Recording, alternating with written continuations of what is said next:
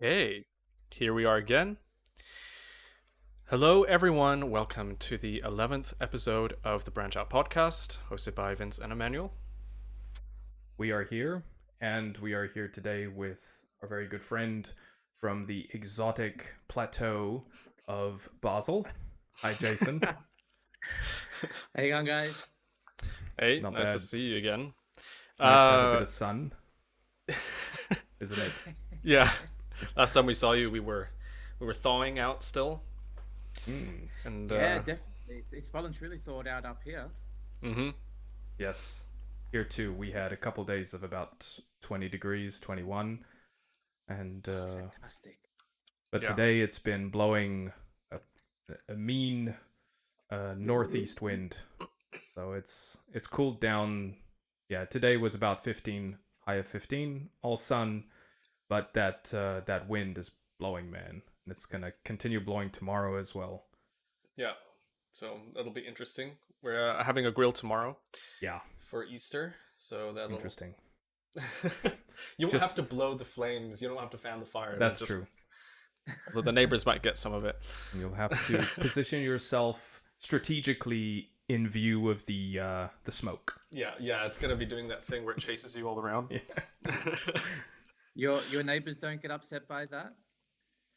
No, I mean they do their own grills as well. So they have a pizza oven, so they Oh, produce nice. smoke themselves. Mm. But Yeah. Yeah. Oh, you're lucky. Our grill was a contentious issue with our neighbors. I mean, in Switzerland, many of us have contentious issues with neighbors here. That's why I asked. But Oh, it's all no. good now. Sorry, keep going. yeah, luckily we don't live anymore in a apartment block, so we live in a split house. So it's a house with two what do you call them, apartments inside or something like that. Yeah. Yeah. So are you planning on doing something for Easter, Jason? Just the normal family thing at my wife's mother's house. She's putting on a brunch sort of lunch. Ooh. Nice. Yeah, so when the grandmother puts on food, I mean it's happy Mhm. days, isn't it? Isn't it? Yeah. Do they also really like their zopf? The Oh, bread, yeah, the bread. definitely, I mean, Yeah, they like that. I like it too. Yeah, I mean, it's coming lovely. from Australia, where bread is just very gooey. Hmm. When you come and you taste Swiss bread, Mm. it's on another level. I found Australian bread very similar to the US bread. Yeah, Also like very sweet. yeah. Like compared, like it just seemed like you know the brand in Australia called Helga? Oh yeah. That's supposed to be like the, how do you say, like the really healthy, nutritious brown breads. It's pre-sliced, of course, but it's supposed to, it's full of nuts, seeds, and grains and stuff like that. Mhm. But man, it's sweet. So you Yeah. could just put a bunch of sugar in all the bread? I think so. I was shocked. I've never used the word gooey be used to describe bread. Very. I almost said moist, but I thought I'd say That's a good thing, isn't it? I feel like- Moist bread. That's some moist bread, damn. I gotta. There's gotta be a better adjective, but look, there's a lot. No, of it's true, things though. I miss about Australia, but bread isn't one of them. It's Mm. like, Or chocolate. what has it got? Like a lot of Chocolate. Cadbury. Oh, it's like gluten. Has it got a lot of gluten in it? It's just like, No, I think they actually put like sugar. Like when you bake bread, let me think. Like I've baked quite a bit of bread, and typically there is no. A lot of times there isn't sugar. Sometimes you can put it like a little No. bit of sugar, but it's very little. At least the Mm. recipes here. But if you go to the United States and you buy bread in the store, it's like compared to here, it's super sweet. And you want to put then cheese and meat inside, and it's just. The other thing that's Mm. sweet is mayonnaise. what? Yeah. Sweet mayonnaise? Yeah. I mean, It's it doesn't not sound like- terrible, but it sounds. There they don't associate it with being sweet because they're used to it. Oh, so it has to have like that baseline of sweetness, so it doesn't taste like bland. It's just I guess. compared to the mayonnaise here, it's sweet. Okay. The That's mayonnaise interesting. here is a bit more vinaigrette-y, or it's got Yeah. a bit more of Yes, that to definitely. it. Tangy, yeah. A bit more What salty. about like compared to the breads in South Africa? I don't know if you've ever been to South Africa, Jason, but No. Compared to South African bread, to me is like bland. it's very bland, Very but it's bland. not sweet. No, it's not sweet, but it's not tasty either.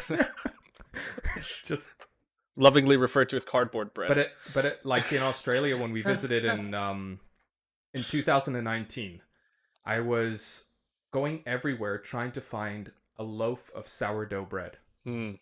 Just yeah. like here what you could find anywhere. And I remember finally going to a bakery and asking them. They didn't have any. So then I went to a bakery that actually said it's named something like the Sourdough Bakery or something like that. Yeah. And I was like, "Oh, yes." So I go in, it was in a shopping center. And they were like, "Oh, we only actually have one loaf that is sourdough of all the loaves that we sell." And Oh, wow. that's the one we, it's bought off like by 10, 11 o'clock in the morning. It's sold out. And I'm sort of like, why don't you guys bake more? Yeah. I don't get it. But There's a legal also limit. the same here. Yeah. In our local bakery in Muttons, they have the best best Wurstweckens ever in Switzerland. Okay. And by 12 o'clock, like they're gone. Mm. They're Yeah. just all gone. And like it's either something for like a snoonie, what's a snoonie? Like a morning snack. Mm-hmm. Because the work is at 12 o'clock, it just bang, it's gone. Yep. So and I always think the same thing. Why are they not baking more?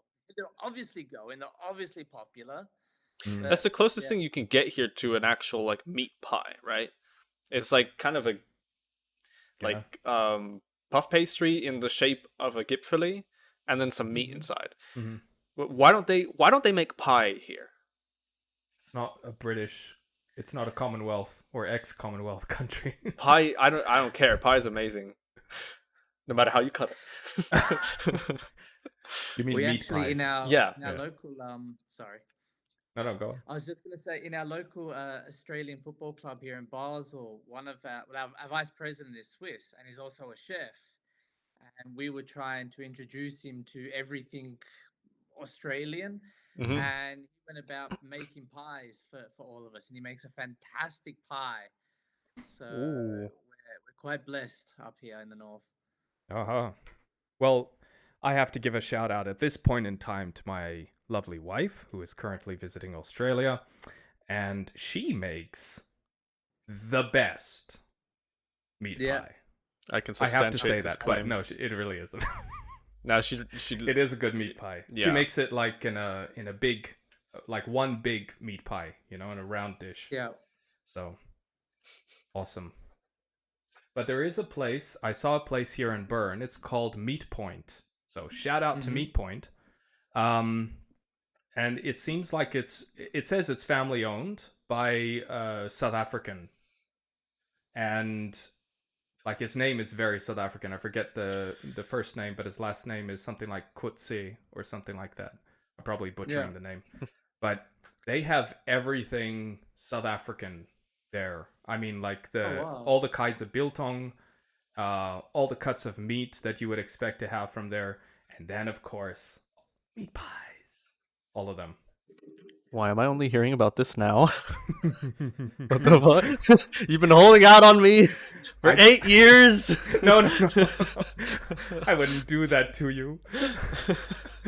No. You've done it to me. No. I've only known about it since like 2 weeks.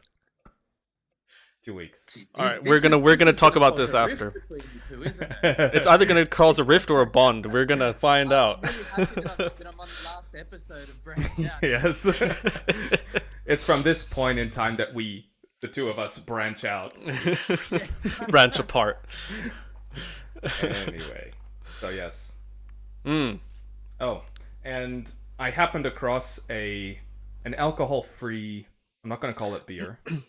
A drink, an alcohol-free drink, and the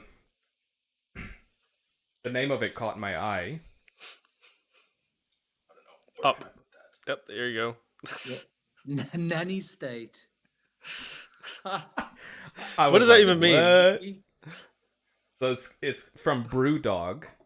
It says alcohol-free, nanny state, alcohol-free hoppy ale, and then around the title it says United we stand for better beer, fiercely defiant and independent. Alcohol-free. I'd expect a beer called Nanny State to be alcohol free, wouldn't you? Yes. Yeah. So But- they're trying to make the world's best alcohol-free beer. It's not beer, first of all. Emmanuel's, you just never gonna cross Sorry. that line with Emmanuel. It's like, no. It's a hoppy ale. So, We but have some vodka. You can just put some in there. this and is then... true. But what struck me as really strange was, like you said, Jason, it makes sense to have an alcohol-free drink being subtitled Nanny State. That makes perfect sense. But then the part that says fiercely defiant and independent, It's a paradox. yeah, Is this just trolling? that's an oxymoron to me. Anyway, so we're gonna taste test this Nanny State drink and see how state of the nanny it is. This is no alcohol, no compromise. That's literally a Wait, That's literally a wait. compromise. Wait, it says, yes, no alcohol, no compromise. And then you read down here. It's 0.05%. No, 0.5% alcohol, which is So I'm sorry. Oh. You guys need to do some work on your marketing because this just is all kinds of wrong. apparently though. No, I have to point this out. Apparently, like most things, especially like fruit-based stuff, like fruit juice, orange juice, that's like 0.2 or 0.3% alcohol. It's like it's all got something in it. Okay. So this is like a little bit more than fruit juice. That's savvy, but Yeah. you can't say no compromise. I mean, it's no high alcohol, enough where but they have to say it has alcohol. So fair enough. 0.5%. I mean, if I you don't know what the drank legal that in limit is. Australia, would you get I don't think you can actually physically They wouldn't get drink that. drunk from. you wouldn't drink that? Nice. You would Not for your own Australia. safety, you would have to You'd not water do your that. plants with it, right? Yeah, I'd probably turn up with. I'd be more. How can I say? I would go to a barbecue more with vegetarian food than an alcohol-free beer. I mean, Ooh, we're gonna have to have you on for the vegetarian episode. Gosh. Do you have something, Cheers. Jason? To drink? no, I've forgotten. I have to go. You went on forgot? break for it. Yeah, I Okay. apologize. I was all nervous. It's very hoppy. Boing, boing, boing. Tis that time of year. Oh goodness. It's better than that. What? No, it's not. Yes, it No, is. it's not. It's better It's so than much that, worse. that acid you fed me. Oh, you're before. talking.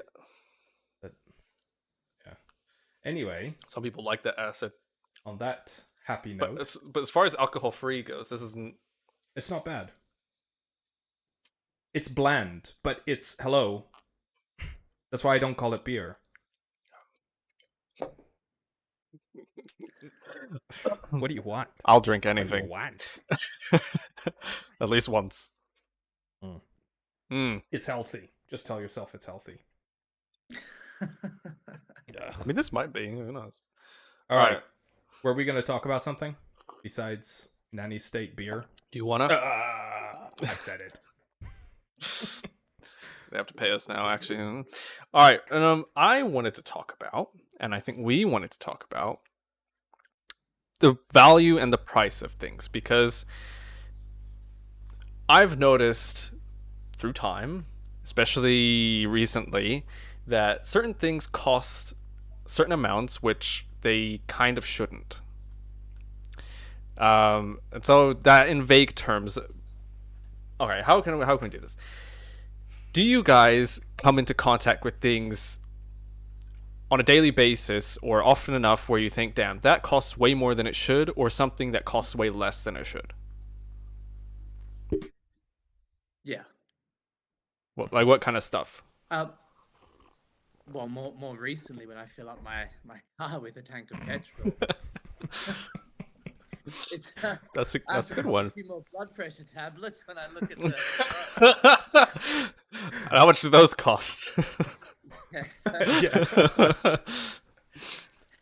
No, it's a great question, and actually, because it's school holidays up here, when I was going through Coop the other day, with my kids, they said, "Puppy, can we, it's school holidays. Can we have some chips and some drinks?" And I said, "Yeah, go for it."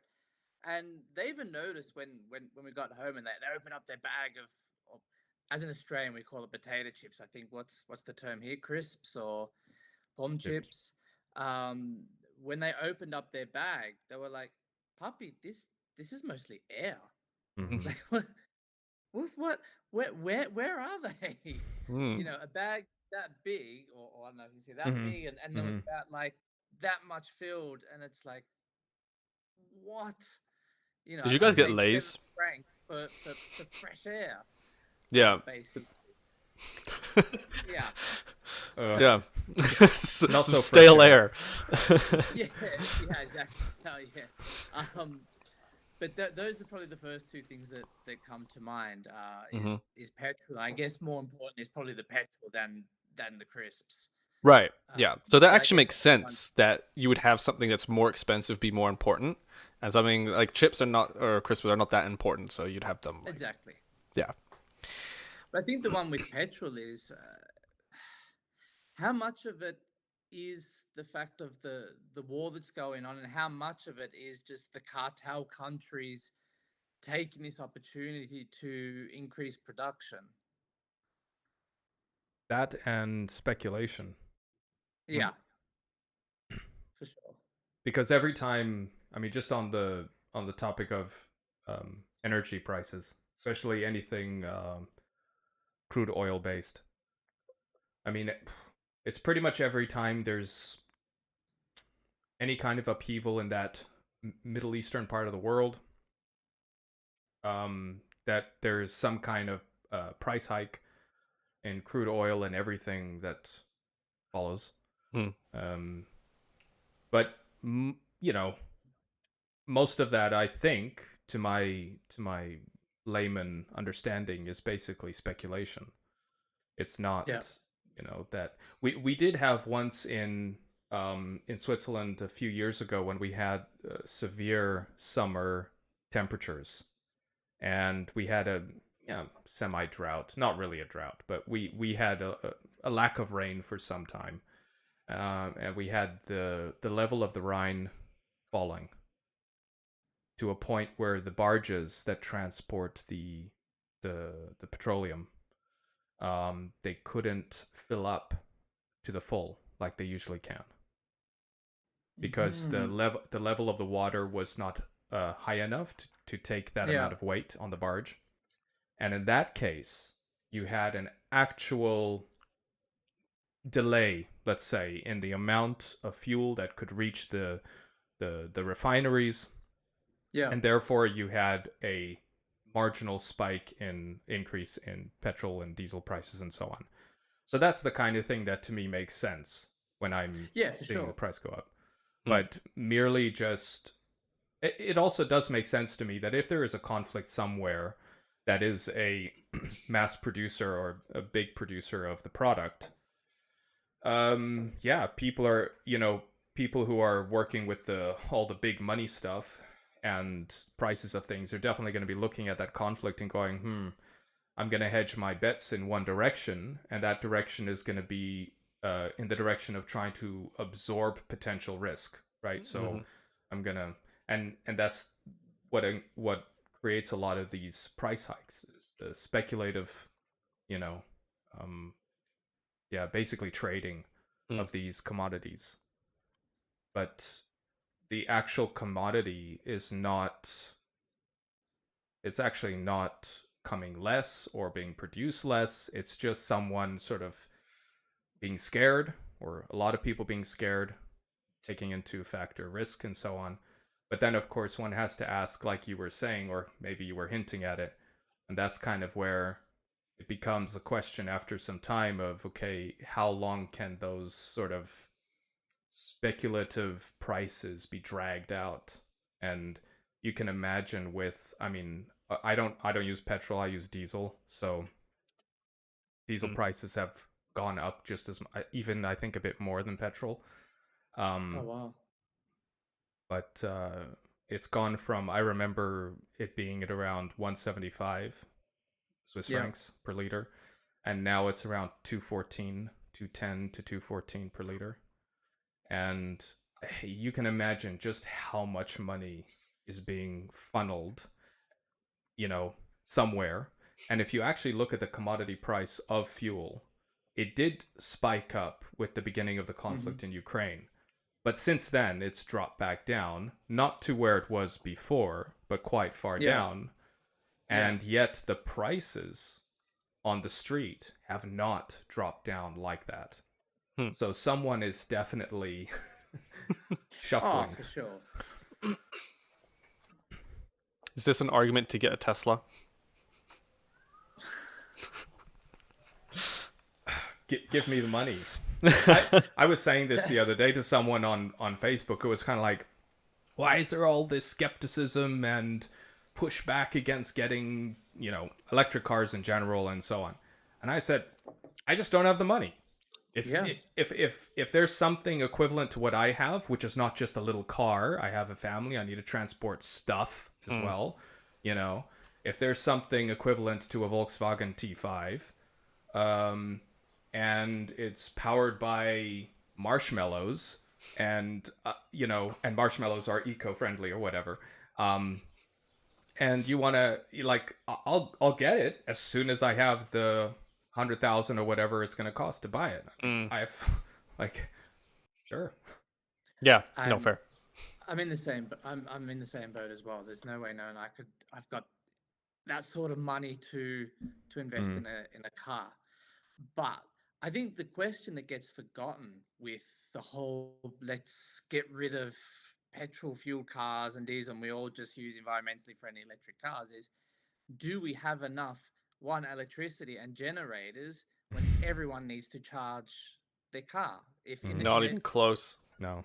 Exactly. So we're even talking now. I mean, the Swiss government, when was it? Like a few months ago, they wrote all the big industry of Switzerland and said everyone who's using more than, I forget what it was, 100,000 kilowatt hours or something like that, for factories and so on, potentially your electricity might be shaped, might be, in the coming months. So just as a heads up, guys, so if that's happening already like that, then good luck hooking up all vehicles with electricity. That's I go back to it again. In an ideal world, we're all driving, even the trucks are all electricity. Where's it coming from? That question never gets answered. I think you could supply it through like renewable sources, but we're just not there yet. Like if we had more nuclear and more solar and more geothermal and wherever you have the N word. I did, yeah. And I love that that one. You love that N word. I've always been pro-nuclear until I read articles of Putin with his hand on the nuclear weapons button, and I'm reading that towns on the border of Poland to Russia, people are rushing out to buy iodine tablets, and I think bit nervous now. But at least you get your iodine tablets for free, right? Until you don't. Huh?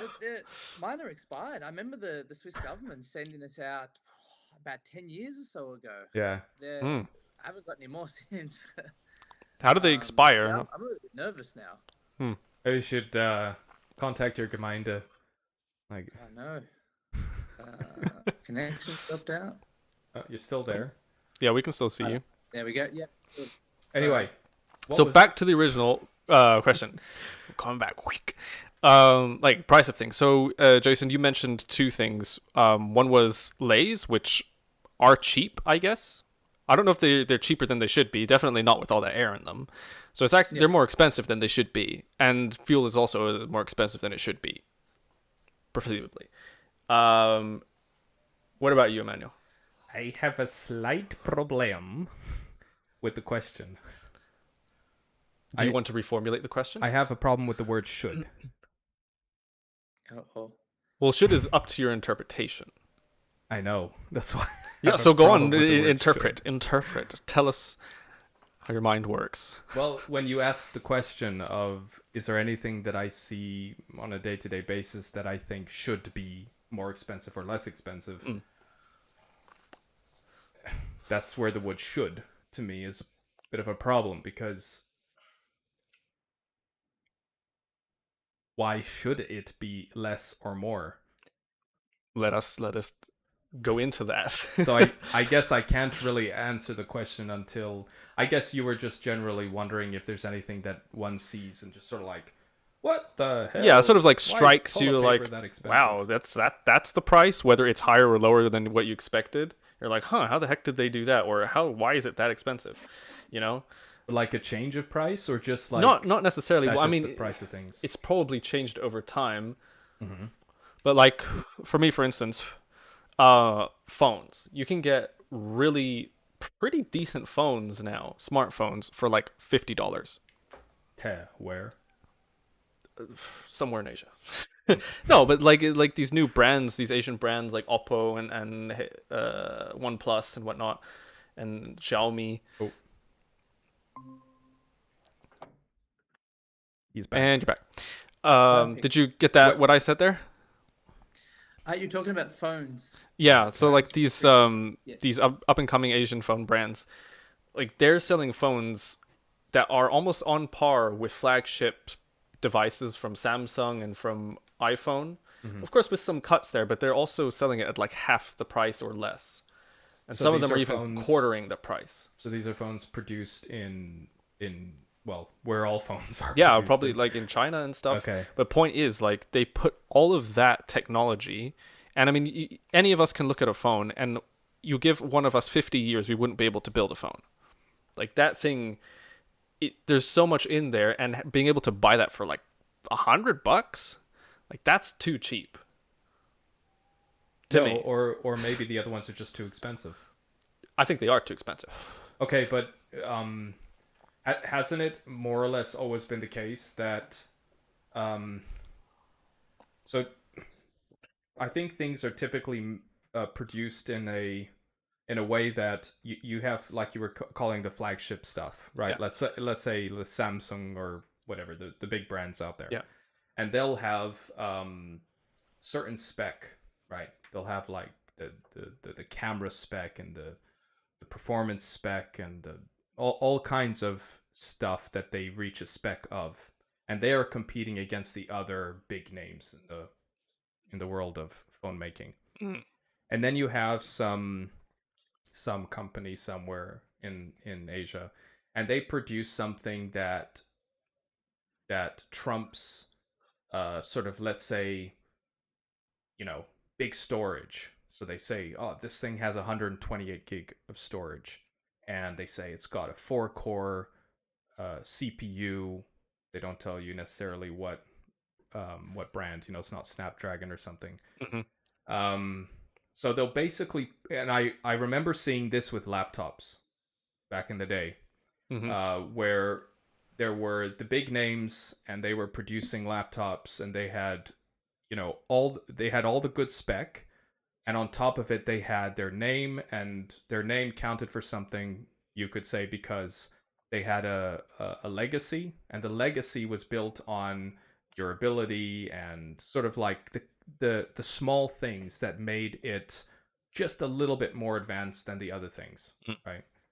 But then would come in this kind of no-name brand or something, and they would make something, or I would say maybe not no name, but you would have another company like Acer, for example, Mm-hmm. who would produce a laptop. They could say it has this many gigs of data, storage, it's got this CPU, it's got this much RAM, and they would be able to sell it for like a third of the price of, let's say, a IBM or Lenovo ThinkPad.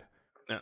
And the problem for me there with comparing those two is just because the Acer has, let's say, even more storage and more RAM and maybe the same or maybe a slightly better CPU, people are buying ThinkPads for different reasons than they're buying Acers. Mm-hmm. There's a different thing going on in the head. People buying ThinkPads are buying them because they want a tough, durable business machine. Yeah. Whereas people who are buying Acers are buying, they just want a laptop. They get sort of taken by the big numbers, right? They like the big numbers. And it's easy for the salesman to say, yeah, that's got tons of giga whatever you want on it. So that to me is kind of the thing with comparing these things, where also the cost of developing that tiny bit of advanced tech, that is where you could say it's almost like, I don't know, 60-70% of the cost is in that tiny bit of advancement. And the rest of the cost is in sort of like the humdrum that everyone has reached 10 years ago.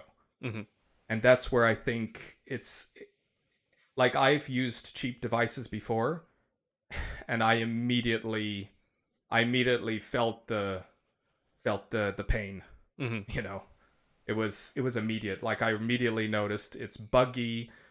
It's got all kinds of weird bugs and quirks, and the data doesn't actually work the way they say it works, and there's, you know, the software is bloated, and there's all kinds of weird stuff going on with trying to connect it to USB and all this kind of stuff.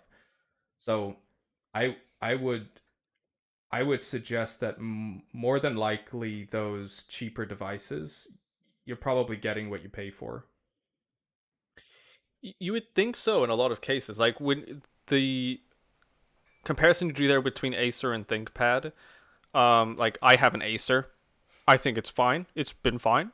ThinkPad, obviously, like, when you go into the brand names, yeah, there's some brands have more reliability and pedigree, sure. In other cases, though, when they're like, when you're really just buying something for the brand, like when the product is actually pretty much the same, but just because it's got a brand name on, oh, now suddenly it's worth like 3 times as much. Like, yeah, there maybe you're also paying for the pedigree, but in a lot of cases, the product itself is just not worth it. It's not worth that price. There are definitely products like that, I would agree, that basically ride the wave of their brand name. Oh yeah. You know, and you are buying the brand name as well as the product. I see that with tires, for example. There's like Michelin tires, and then Michelin, or, you know, they'll have like a brand. I don't remember off the top of my head what it was, but I just put a new set of tires on my car, and I looked them up. I'd never heard about that brand before, and I looked it up, and it's like an off-brand of one of the huge brands. And it's just marketed under a different, and it's very, very similar. It's so similar to the tire that costs, you know, 50-60% more. But it's like, you just can't use that. You can't have people going, wow, he's using whatever Michelin tires. But prices of things being, or should being, a certain way, or sort of like that stuff. I mean, it's, are you coming at it from just a technical perspective of like, it only costs this much to make it, therefore it shouldn't be priced that much? Like, you have a limit on how much you think a profit margin should be on a product? Or are you coming, and even if that's the case, how are you coming, like, where are you forming the should? So I'm coming at it kind of from a split perspective. On one side, I think that prices of things influence how much they get made and like how much we use them, which means like prices of things influence our everyday lives and how we actually operate. It pretty much affects everything we do. And so I think it's important that things are priced properly, Because, for instance, fuel, which we really need, if it's overpriced, then you can't drive your car anymore. And that's just like debilitating. That's sort of the, I don't know what the word is, holistic. I don't know. This is like looking at the effects of it. And then the sort of the more technical side is, okay, I think there's two angles to look at price off of. It's how rare is something and how much utility does it offer. Because generally, the more utility something has, the more it costs, or the more rarity it has, the more it costs, right?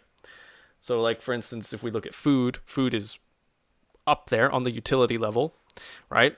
Mm-hmm. There's a few things that we need more necessary than food, but it's also everywhere. Like, rarity-wise, at least in places that we are, where we're kind of lucky to have it not be rare, the prices of it are pretty okay because we have an abundance of it. Right. On the other hand, you have things that are completely useless but are rare, and those things cost a lot as well. We can look to the entertainment industry for that. Like the amount of money, like for instance on TikTok, like the amount of money that app makes. And if you think about it, it's kind of completely useless. Like, if you count TikTok and the content that gets made for it, including the content we make, by the way, follow us on TikTok at BranchOutTTV. It's totally useless, but we use it. It's not useless. No, but like if we're honest, like it's not bettering mankind or something. It's not actually giving a utility in most cases. 99% of the time. Except for our show. Except for ours, you know. I don't use TikTok. I thought TikTok was used for doing those dances on there. So if I log mainly yes, TV, I'm gonna see you two doing a little number together, or I have no idea what's on there. The future holds many possibilities. Can I mention, if I can rudely interrupt, you were talking Go on. about utilities, and I did mention the war in Ukraine before, and something else that was also a topic coming out of that situation was that Ukraine is a mass, and Russia as well to a degree, are mass producers of yeast and bread, and there was going to be not as much coming onto the market, can I say? So that was one thing, but I mean, obviously hasn't eventuated, and hopefully it doesn't. Where we are in Basel, a little bit different to you guys in Bern, is that we have the luxury, not saying I do it, but we have the luxury of going, 10 minutes over the border to either Germany or France, where we're a family of four. You can save a good 100 francs on your. Not saying I do that. Hands up. Yeah. I've got my Swiss passport, and I love Switzerland. Last resort. Theoretically. When you're not. Hypothetically. So sorry, I missed that. No, hypothetically, one could. That's what I'm hypothetically, if you were to go over the border here in Germany or France, and you could hypothetically save quite a bit of money on your food bill.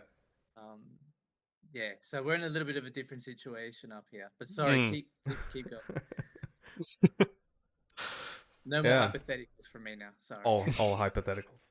Everything's hypothetical after this.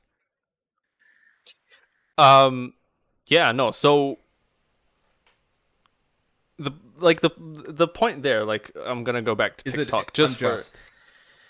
I don't think it's necessarily unjust because I guess the market decides what it wants, right? Like if people want TikTok content, then more will be made. Right? I'm just saying, if you can make so much money on TikTok, that probably will promote more content being made there. So efforts being made in a direction that doesn't help us. And this can be applied to pretty much anywhere where people are putting a bunch of time and money into things that don't help anyone, when they could be doing that in a direction that actually does. Okay, but by TikTok, you are sort of referring in a way. I'm using it as a poor example, but right, poor TikTok. Right, it had to be someone. Entertainment. yeah, it could be applied to pretty much anything. Amusement. Yeah. So yesterday evening, I decided to read before going to bed. I I decided to read The Ethics of Wealth. Have you read it? Someone prepped for this. No, I didn't. I just decided I haven't read it, so I might as well read it. So I just stormed through it. It's not very long. Enlighten us. No, um just going off. I read it. That's all I can say. What I remember of it is something else. The Ethics of Wealth. So this was published, I believe, in 1901. So this is what is that? 120 years ago ish. Mm. And I forget the name of the guy who wrote it. Brilliant man, I'm sure. The text struck me, first of all, as being somewhat collectivist in nature. He mentioned quite a few times the ethics of citizenship, which I didn't have time to do any kind of deep dive into, but the way he was using the word citizenship was in line of saying, if you are a citizen, then you have rights, but also duties to society, but also to the state. And okay, fair enough.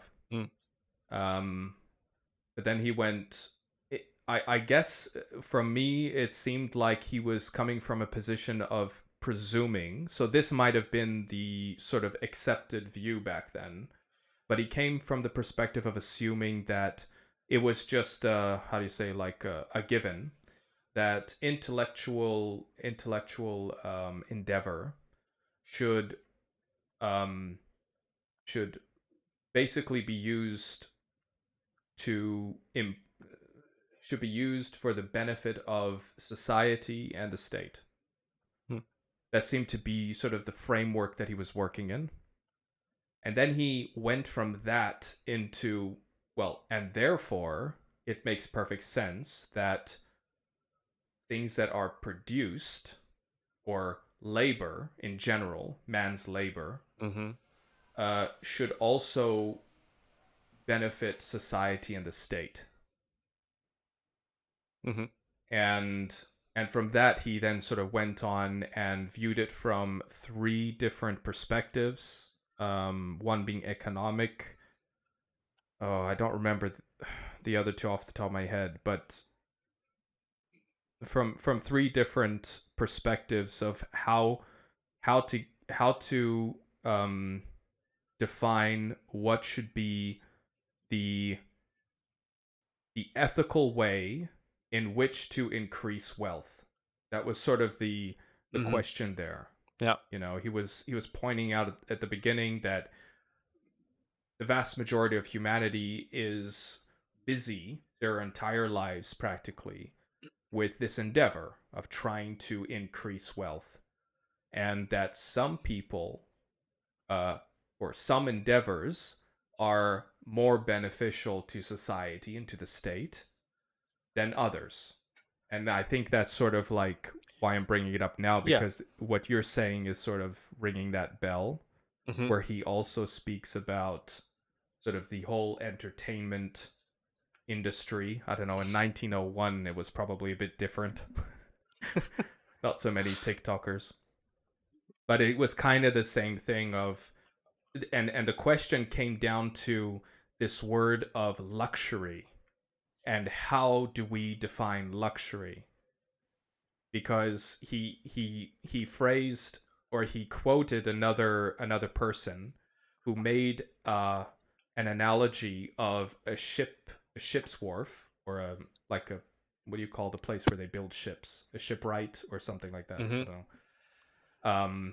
A wharf? Ship. No. Yeah, or a shipyard. Shipyard, you know. Shipyard. Yeah. And in one shipyard, there's a Atlantic liner being built. So the kind of vessel that would have been used for taking people and goods across the Atlantic.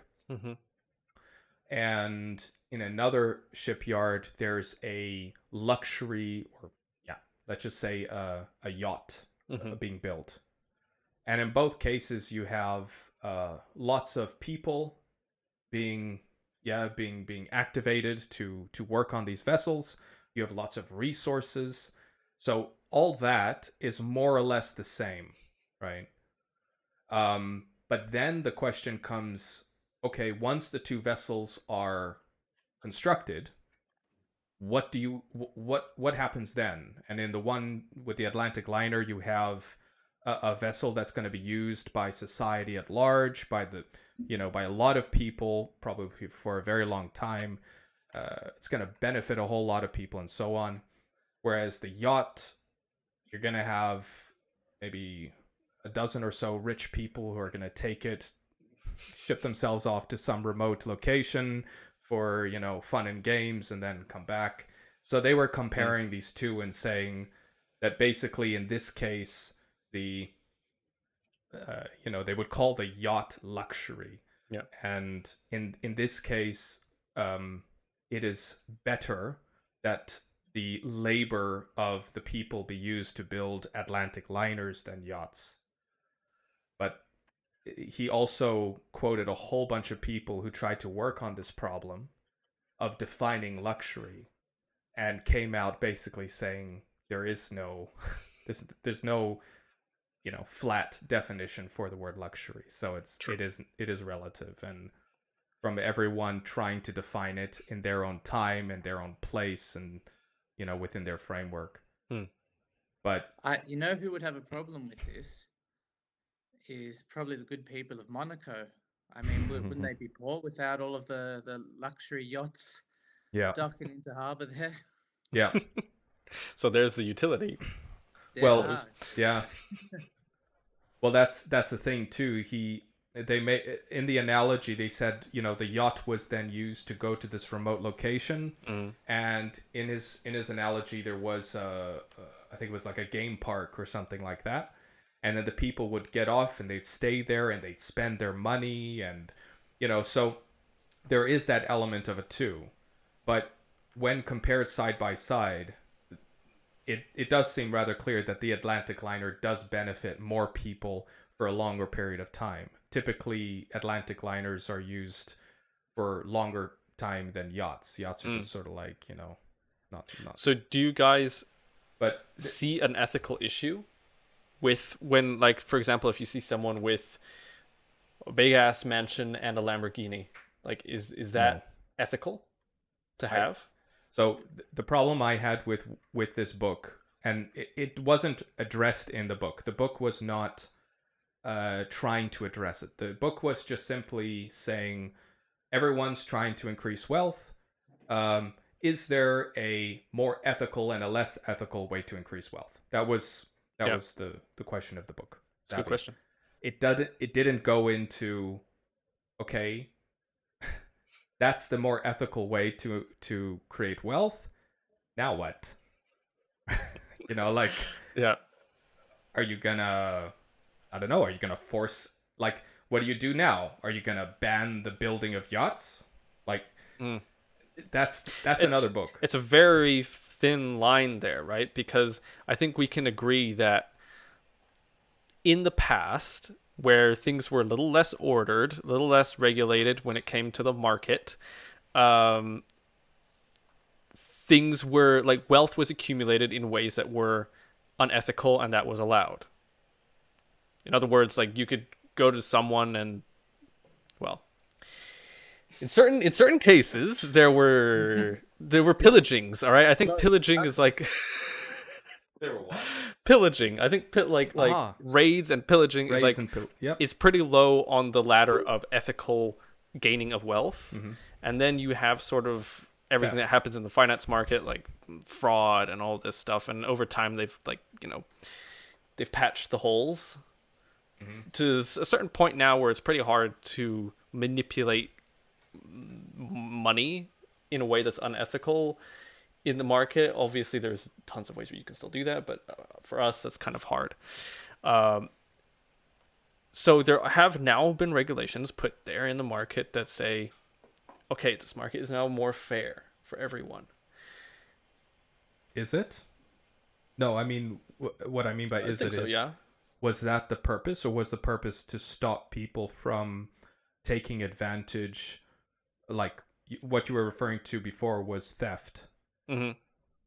So what was it? Was the goal really to make it more fair, or was it just to say, stop stealing other people's shit? I think a more fair or regulated market is a more stable market. A market where you can just steal a bunch of stuff from someone or take advantage of it too much in certain Mm-hmm. ways makes it a little bit harder to. I was triggered by using the word fair. I apologize. No, it's fine. The No, I word don't fair actually and think that was the equal. point of it. Right. Okay. Yeah. What? Really? I think that was kind of somewhat the result of You were it. trying to trigger me? You're mean. I wasn't trying to. No, but like what you said earlier, with if they were to ban the manufacturing of yachts, Mm-hmm. that's obviously quite extreme, but it does fall into the category of regulating the market. Yeah, but that's why I said I think the regulatory nature of regulating markets was mostly to stop people from swindling and yeah, Yeah. basically doing uh, things that are dishonest Mm. in order to in order to increase their own wealth. Whereas building a yacht, I mean, you're not stealing from anyone, you're not No, swindling anyone. no, you're not. Which is why that I is don't still think you'll allowed. stop either of those situations. Sorry for Mm. butting in. Go Okay. on. You're never gonna stop whatever monetary system you come up with. You'll never stop that portion of people that are always going to be driven to be successful and to accumulate wealth. Mm. Um, and the other side, you'll never stop people that will try and be dishonest, or if I could use the word corruption. I mean, Hmm. the corruption that goes on everywhere in every country Yeah. Mm. um, is huge. I don't. You'll never, going back to the word fair. You'll never ever create a fair system. And Probably not. the No. no, and the I'm conflicted because the libertarian side in me is that that's the market. If you play the game within the rules and you're successful, well, then on the other side, which I think I've mentioned in the last time I was on, when I see billionaires taking flights of fancy into space for a a good time, Mm. and there are Hmm. so many people like in all countries that are doing it incredibly tough. Hmm. um, it doesn't sit so well. But that's why I'm conflicted. I mean, if Mm. he's made his money fair and square, he's entitled to do Hmm. whatever he wants with it. Hmm. um, but it would be good if we had sort of a system where those on the lower end of society were also looked after and their basic needs were met. But of Yeah. course, you're always going to have an element of people that you can give people as much help as they're needed, but there are always going to be some people that are going to one not pick themselves up off the floor, and two, just how can I say, take advantage of that help and not use it the way it's intended. I mean, Hmm. we Mm. could take this conversation in so many directions. I apologize for Right. the No, different no, No. that's. examples I've brought up, but it's a great question. Mm. Going back to the is it fair with the yacht, the building of the yachts. I don't have an answer, but I think Mm. you're explaining it a lot better than what I am. No, I think that's a good point. If everyone was extremely fit and had extremely high intelligence to the point of, all right, well, you could just say, all right, everyone go. Like, best man wins. Or not even all high, just equal. Or just, yeah, kind of equal. And you just have maybe a few little outliers and they get to the top of the pack. Then, yeah, fair. But we have humanity is completely split across so many different tiers, whether it's financial or intelligence or simply where you were born and your opportunities. Um, when speech from Jordan Peterson I remember seeing was he was highlighting the different tiers of IQ, and I don't remember the exact percentages that he had listed there, but basically there's a certain amount of people who have IQs that are so low that the military won't take them. Yeah. And below 85, I think it was. Yeah. And basically, like, if the military won't take them, that means like they can't find anything for them to do.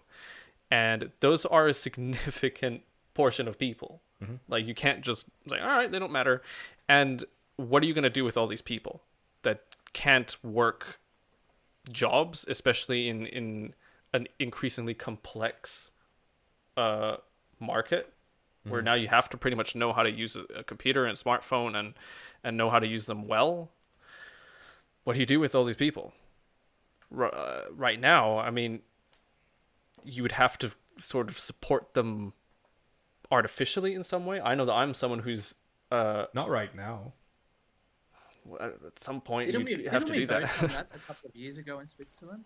What's it Did we? called? Where you get the basic income. The Like universal income. yeah. Universal income. UBI. Yeah, we voted on UBI. that. What happened to that one? Hmm? What happened to that vote? It was a no. Was a no. There was Down, I think there was a couple places in Switzerland that tried it. It failed. But circling back to this word fair, I think it's being used in two different ways.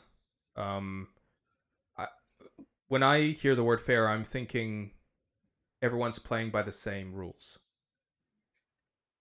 And then I hear other people using the word fair, and it sounds to me like they're using it more on a equality basis. And I think that like, we probably have to be careful with how we use the word fair or define what we mean by fair. For me, fair just means we're playing this game and everyone has the same rules, and and it's go. And I think generally the rules are pretty fair, being that, the rule of law, being equal under the law, so that kind of stuff. But when it comes to equality, that's a completely different thing, and that's what do you think, Jason? What's fair? I think it's a really great question, and it reminds me of a conversation I had the other day with my mother-in-law. I was discussing that in my business ethics class. We were talking about, is it ethical to, for example, when you go to Thailand, some tourists, myself included, take a ride on an elephant, but these elephants are mistreated. I remember the person who was in charge of my elephant kept whipping it, and even that made me feel a bit, oh, that's not right. And then my mother-in-law, who also agrees that that's not right to hurt animals, also said, but I wonder if those guys, without those elephants, would not be able to generate income for themselves. Perhaps they're, what you were talking about, fall below that 85% threshold. What's better, what's worse? I mean, she wasn't proposing that you should go on mistreating elephants, but she was, I guess it's sort of similar to the question. It's trying to find that happy medium where it is equal, it is equality, but it comes, as I mentioned before, it's so hard there is like some instincts with people where people can take advantage of the systems, where it's corruption. I think about my own country, where I come from in Australia, where the federal government spends about 33 billion on, hopefully I create the term, I say the term, whether we call it First Nations people, Indigenous or Aborigines, I never know what is the correct term. Current, but anyway, yeah. that I'm not opposed to that money. That's money it's not money well spent, because not all of that 33 billion, which is intended to go to improving the lives of the Indigenous people in Australia, because there's a lot of gravy that's skimmed here, there, everywhere. And if you talk to people who work in government, they won't say where it's gone, but they'll acknowledge that it is, which is a shame, because the Indigenous in Australia do it really, really hard in a lot of respects. I hope I haven't gone too far off the.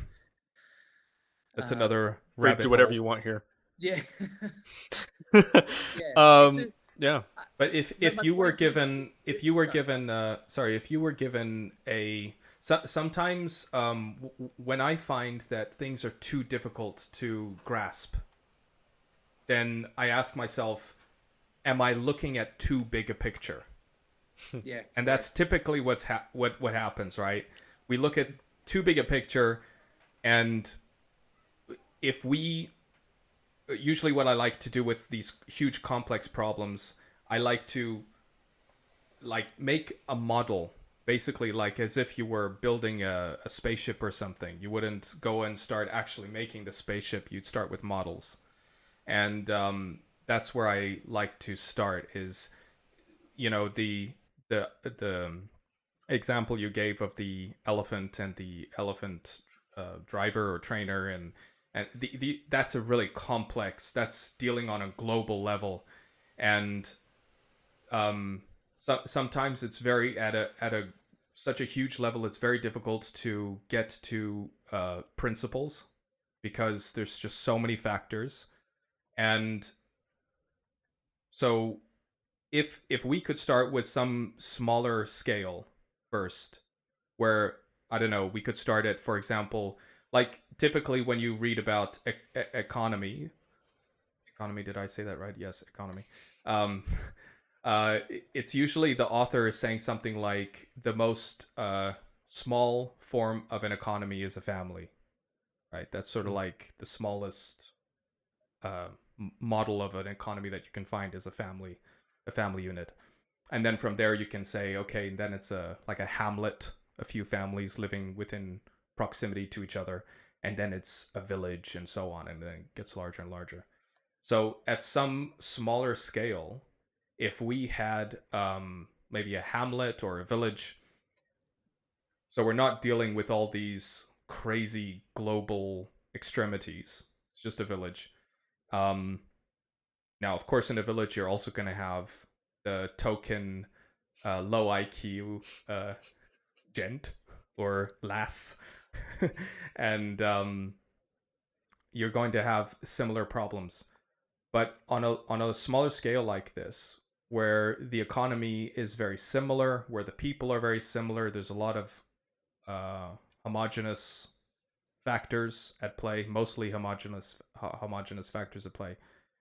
What would you view as being a fair economy? Like if you were asked, okay, please create a fair way for these people to function economically, what would that look like to you as a libertarian, right?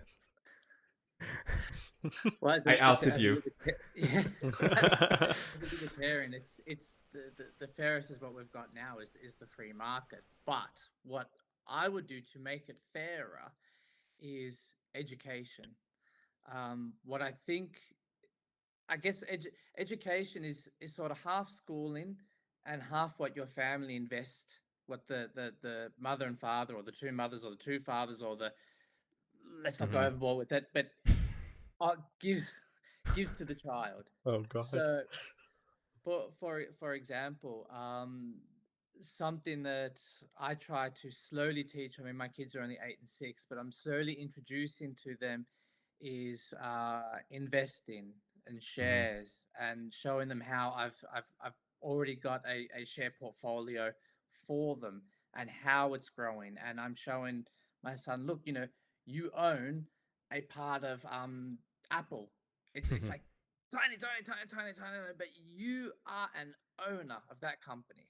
Mm-hmm. Um, what would also probably, on a smaller scale, um, what also is probably not taught by some parents is, when I was younger, I'd say a lot of kids would rack up humongous phone bills Mm-hmm. because there was no education around it. Hey, you can't click on this. You can't just, Yeah. it's teaching kids about how to budget themselves, pay bills, all that sort of stuff. Some kids go through the whole education and schooling because mum and dad are not that great themselves at budgeting, or Mm-hmm. mum and dad Mm-hmm. so focused on their own careers they don't put that time into their children. So for me, it would be like, how can I say, giving the tools to educators to make sure that all kids have sort of that knowledge. I mean, I think I don't know enough about the Swiss schooling to know if that takes place. But I certainly know, coming from my own schooling in Australia, there were certain topics that I think weren't that important to children. Or if I could say, I don't know how you guys feel about it, but the compulsory religion class. Mm-hmm. I'm not religious myself. Mm-hmm. I have nothing against religion. As a libertarian, you can believe whatever you want and you can pray to whoever you want. That's totally fine. Mm-hmm. But I think, why not, instead of putting kids through a religion class, give them a computer class. Start teaching them the basics of, Mm-hmm. of computers, of STEM, of basic coding, or something like that. So I think Mm-hmm. we can make society fairer by making these little small adjustments, get into like where it's a really equal fair, like in communism, which would be beautiful, where we're all equal, we all have the same amount of money and wealth and food and everything. That will never be a reality. So I think if we can work on You're the saying that little happened in things. communism? Sorry. You saying that happened in communism? No, that's They- the theory. That's a theory, isn't it? Purest form. That's Aha. how it should be. That's But the of course, notion. going back, Okay. as I said, there's that element of society that are going to be corrupt. They're going to take Yeah. advantage, and that's where it all fell apart in China and Russia and I North Korea. I've been to North Korea. I love it. But I don't want to say too much. I don't want to say too much about that because I'd like to visit there again. But making those small adjustments, I think, would help making a fair society by giving kids the tools to go out and better their lives. Talk about gambling, for example. I went to the Basel Casino a couple of weeks ago for the first time in years, just for something different. And I saw young men who are probably in their young 20s just pumping out cash. Look, maybe they had heaps of it. But coming as an Australian, where gambling is a big issue, I yeah. Hopefully, I haven't gone too far off what we're talking about again. No worries. I actually think it's a good point that you brought up there with education, because to answer to your question of what's fair and equality, to me they're kind of interlocked, because I don't think you can have true fairness without equality. Oof. And not equality of outcome, but there's certain categories of equality there, right? So we are all subject to the same laws. So there's equality in the law, but we're not all subject to the same level of education. And I think that it's unfair for some kids who have no control over how they're educated, because they're kids, they can't make that decision. Some of them who, let's say if there's two kids who have the exact same skill set, or the exact same potential mentally, and one of them is being educated in the ways of finance and it basically like smarts, street smarts, critical thinking, all this, and the other kid is just getting led off the wayside or just staying uneducated. Like, that's not the kid's fault, and that isn't fair for the kid. Same thing if you're born into a rich family or born into a poor family. Like, But we have a Swiss educational system. that's Switzerland, but like in other cases and in other places in the world, even in Switzerland, there's other cases where it's not fair. To me, fair is when you can be put into a situation and your outcome will be pretty much the same as another person's outcome who has the exact same potential as you do. Now you're talking about equality of outcome. If You're measuring if the equality of outcome should be the same if you have the same potential going in. Yeah, but that's who can say who has that potential? It's a very theoretical thing. Like, there's no way to precisely measure it. But the way I see it kind of is like if you have a football match, right? The rules are the same for everyone on the match. But if there's one team who's too poor to buy themselves football boots, that's not a fair match. Yeah, sure. But okay, but if they are there at the match and I don't know, they don't have enough sponsors or whatever, Sure. and that's, I don't know, maybe because they've done shitty marketing or someone's corrupt in their management or something, and they just don't have the they have boots with missing studs or whatever. It's like, well, shit, you know. Yeah, but Um, that's not good. If we're looking at the analogy of the football game is the game of life and Mhm. like the game of success financially, like you can't just not play. I'm not sure how analogous that would be of education though, because I mean, like in Switzerland, for example, pretty much all children in Switzerland, even regardless of whether they're Swiss or not, they have the same education.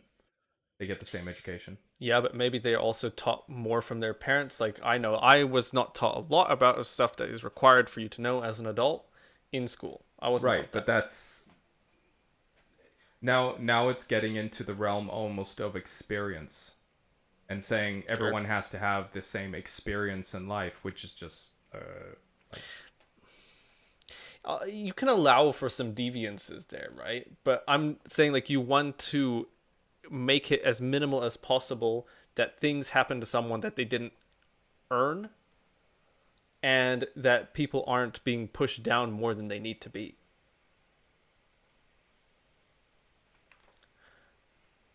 yeah, Trying to I mean condense it's that down is pretty much impossible. the terminology of like being pushed down and the other term you used seem very active, and I don't think it's so active. I think it's very passive. I think it's just sort of like you're Yeah, no, I meant it passively.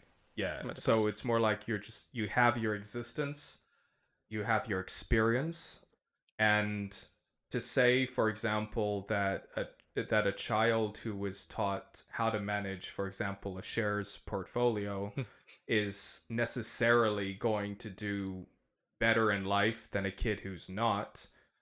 I don't see that as you know Not necessarily, but if they had the same potential, the one who knows how to manage yeah, a but shares that portfolio again, will. how do you measure the potential? It's not about measuring it. It's Well, how do you if know it's the you same? give the people the same like advantages and disadvantages, they'll sort themselves. What do you mean by potential then? IQ is one indicator of So you it. have to measure that. Conscientiousness. You You have don't to have to measure that. measure it Huh? because like if you have a lower IQ than someone else and you end up in a lower like social status than them, Hmm. then that is maybe even deserved is the wrong word for it, but at least they got there on their own merit. Sure. I mean, And you got to where you did on your own merit as well. yeah. Yeah. Well, we've got a lot of idiots with a lot of money today. No, they're probably quite smart. They're just not, maybe ethical like we would like them to be or whatever. But that, intelligence and IQ doesn't. It's not some kind of one-to-one with how nice or ethical a person is. No, I mean this is too complex to outline like this. But you'd have to narrow down what you mean by potential, because if you're talking about IQ, then You that has to can't be you measured. can't outline it because you can't measure it precisely, but like some components of it, like I said, are IQ and conscientiousness and Yeah. maybe temperament, Mhm. physical strength, your looks, But like all of all of those these things things are can kind of be built measured into you. in some form. Yeah, you could kind of, but you'd have to do the comparison thing. Sort of, you'd always have to compare it to someone else. There's no number of Of like course, yeah. It's how all conscientious you are.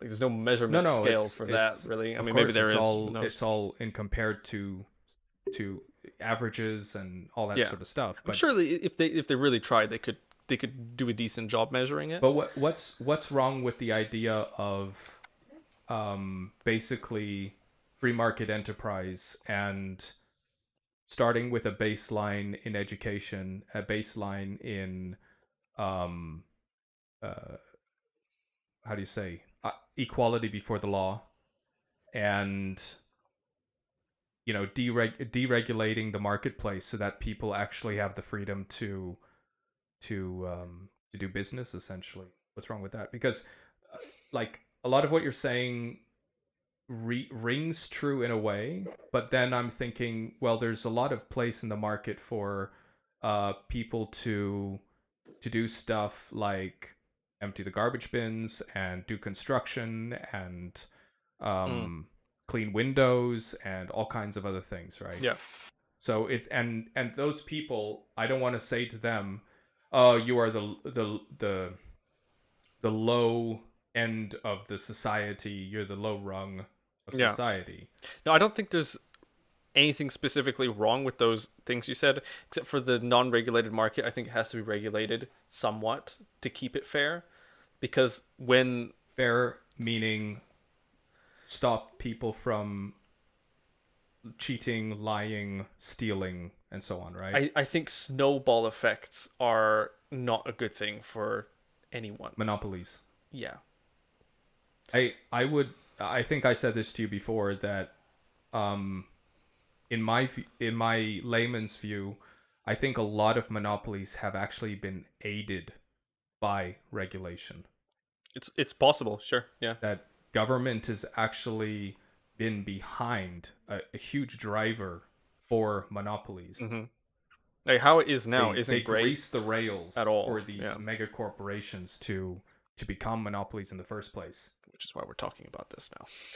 Yeah, There's an issue I think going the on. most deregulated market, like not to the point where you're allowing, the Wild West, style economics, but to the point of saying we are going to make sure people are not allowed to make themselves wealthy by lying and cheating and stealing, right? Just as simple as that. No. It's complex, but I'm saying it simply. Jason, do you have anything to add to this? I think talking about monopolies, I find that the monopolies that take place in Switzerland, for example, I think if there weren't so many houses and apartments or properties being owned by the insurance companies, the SBB, the cantons, um, and the normal everyday Swiss had more opportunity to buy their own house, buy their own apartment, they could essentially build wealth with that and become wealthier, or perhaps even leverage that wealth in their apartment or their home against perhaps starting a business, which would also benefit the economy. Yeah. I know the apartment that I live in our complex is about overall, I think about 40 or 50 apartments, and they're all owned by the canton next door, Basel-Stadt, the Basel-Stadt Oh, government. really? Oh. And I know the apartment my father-in-law lives in. I think it's the SBB that owns it, and so on. And I think that these monopolies, and I know like most of the insurance companies also have large portfolios here in Switzerland. I just think that if we want to go back to equality and people having a chance to build themselves up, that would be one way that I think we could improve in Switzerland if we didn't have those large monopolies, or such as like Coop and Migros. They also have vast portfolios too. Mm-hmm. Yeah. I think we got it quite fortunate in Switzerland, definitely. But the issues that we've been talking about are probably more prevalent in other countries. Yeah, definitely. Definitely, especially underdeveloped countries and whatnot. Yeah. Do we want to take a break? It is that time of year. Mm-hmm. 5 minute pause. Yep. Sounds good. Cleany pause. All right. All right. See you all in 5 minutes. See you guys. Sounds good. See you in a sec.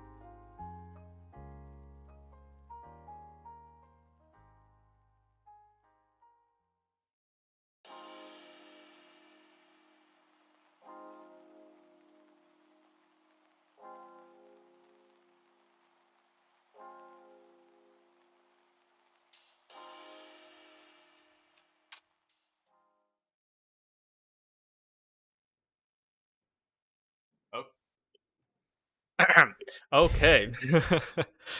Had a good break. Everyone enjoy their break. I enjoyed my break. Rehydrated. Yes. Yes. Rehydrated and dehydrated. Redehydrated. I think the reason why a lot of people get into this conversation about ethics of wealth and so on is, I guess,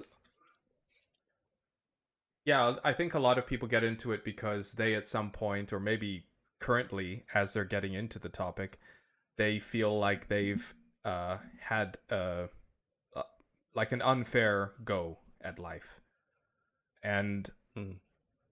that for me is a really, trying to get into the nitty gritty of, okay, how do you define it as fair and unfair? Like, for example, Jason, you mentioned again, you referred back to the yacht example and saying, like, we see someone, they're building their yacht. Hey, by the way, what's his face building the world's biggest yacht? Jeff Bezos. Jeff Bezos. I don't know if it's the world's biggest one. I think I think it might be, but he's definitely tearing down bridges in multiple senses. Yeah. So, and me looking at that, I just really, I really don't have a problem with it. Yeah. I mean, like, when I say that, I mean, it's like, okay, would I like to have a yacht? Sure. I'd like to have a yacht. But my personal values don't sort of hinge on me having a yacht. I don't have this sort of like this image in my head that unless I am this wealthy that I cannot have a quote unquote good life. That I cannot lead a good life. And that I think is where also another part of this is it's relative, because me looking at Jeff Bezos and saying, wow, that guy's got so much money. I wish I had as much money as he has.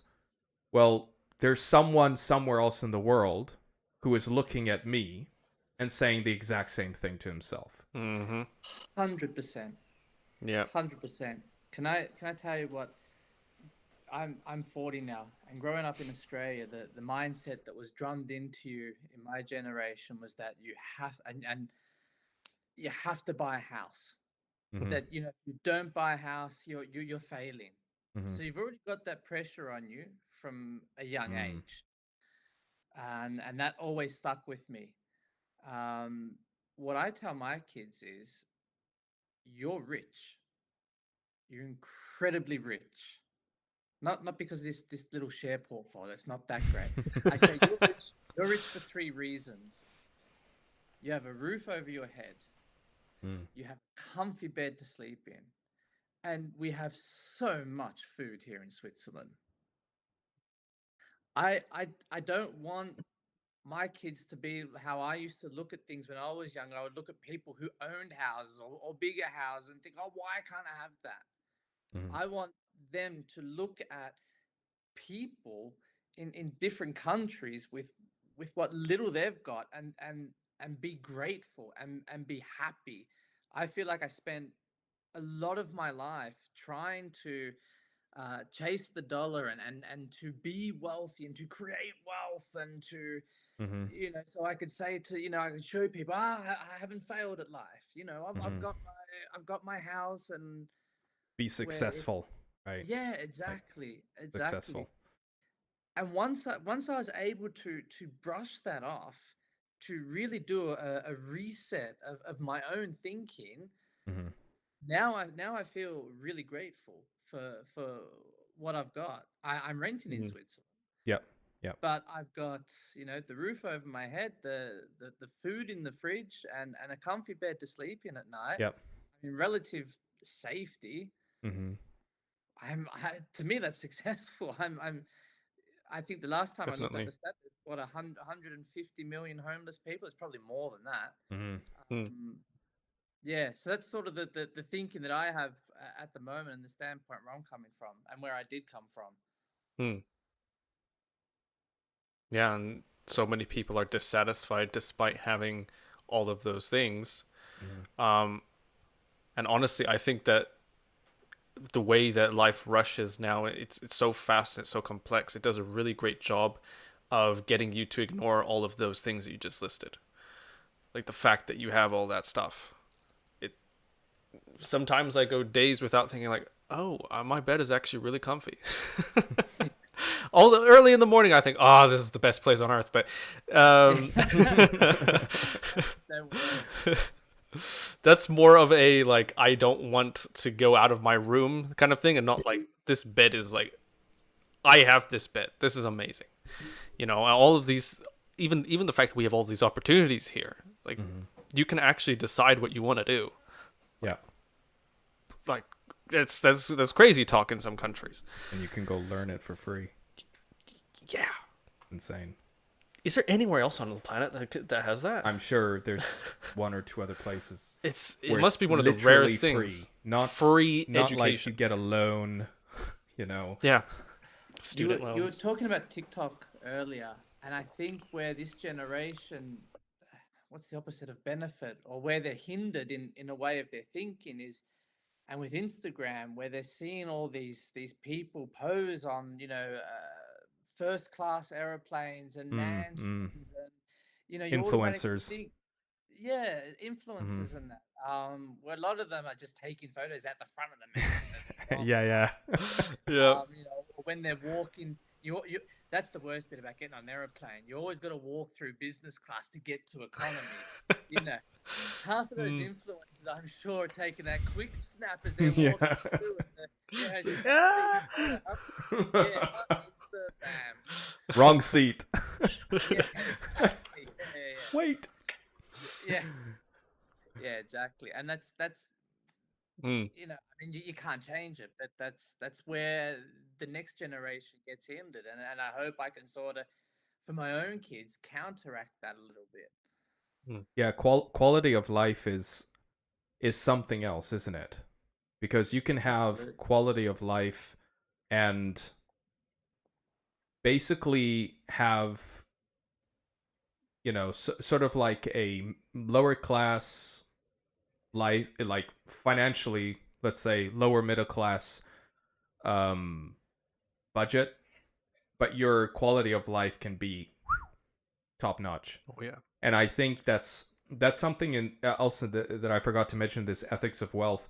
They were talking. He was talking about when someone has a lot of money, what do they do with it? And he was sort of like laying out two sort of rough examples. One was the person is spending the money on basically fun and games, just entertainment, going out, having a good time, making banquets and all this kind of stuff. And the other person is not doing any of that stuff. So he doesn't look like he has a lot of money from the outside. People go, oh, don't know what that guy does, don't know how much he makes, doesn't look like much on the outside. And what this person's doing with the money is reinvesting it. So putting it back into the economy, putting it, he put it in the sense of building a factory. So you built a factory, and then there was a whole bunch of other people working in that factory. Whereas the other guy who's making all these banquets and stuff, yes, he is putting money into the pockets of those people, but that money that's going into their pockets is basically money that he, after a certain amount of time, does not have, and does not even have in like assets or infrastructure or anything. It's just gone from him. That's a good point. And the other guy, so and this, when I was reading this, I thought, that sounds a lot like Swiss people were years ago. Like, it was very prevalent before, and it is probably, comparatively speaking, still very prevalent today, but it has changed in my opinion, where the Swiss culture was very much the opposite of the Italian culture, let's say, where the Italian culture was, I have no money, but I'm gonna buy bling, that is gonna shine to India, right? It's just, you go crazy. And the Swiss mentality was, I'm a millionaire, but I'm walking around in a t-shirt and jeans, and that's it. Like, I'm driving a pretty ordinary car. Like, just looking at me, you wouldn't think that I'm a millionaire. because I'm investing my money into my companies or, into an industry or something. And also the mentality of it not being necessary to show off. And this was something that I found very interesting when I was reading Swiss history.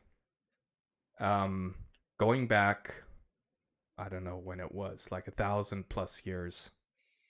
And they had the passes that were going over the Alps from Switzerland to Italy. And the towns that were in, it wasn't Switzerland back then, but the towns that were on the Swiss side of the Alps were basically towns that were lived in by herdsmen and farmers and that sort of, peasant people. Yeah. And then there started to be created these merchant routes. These merchants were going, over the Alps, and they were basically, merchants in those days were like today. They don't produce anything. They're totally unproductive. Basically, they take other people's produce, carry it somewhere else, and then make money on it. They're marketers. Sure. Yeah. They have to do the advertising. They have to get it into the hands of people. Yeah. I mean, they. So that's so I'm a merchant now, or at least I'm working in the merchant sphere. Yeah. So in marketing, you would be someone who's I'm unproductive. Totally unproductive. Yeah. Honestly, this is a great, like, one of the core reasons why this is even something that I was thinking about.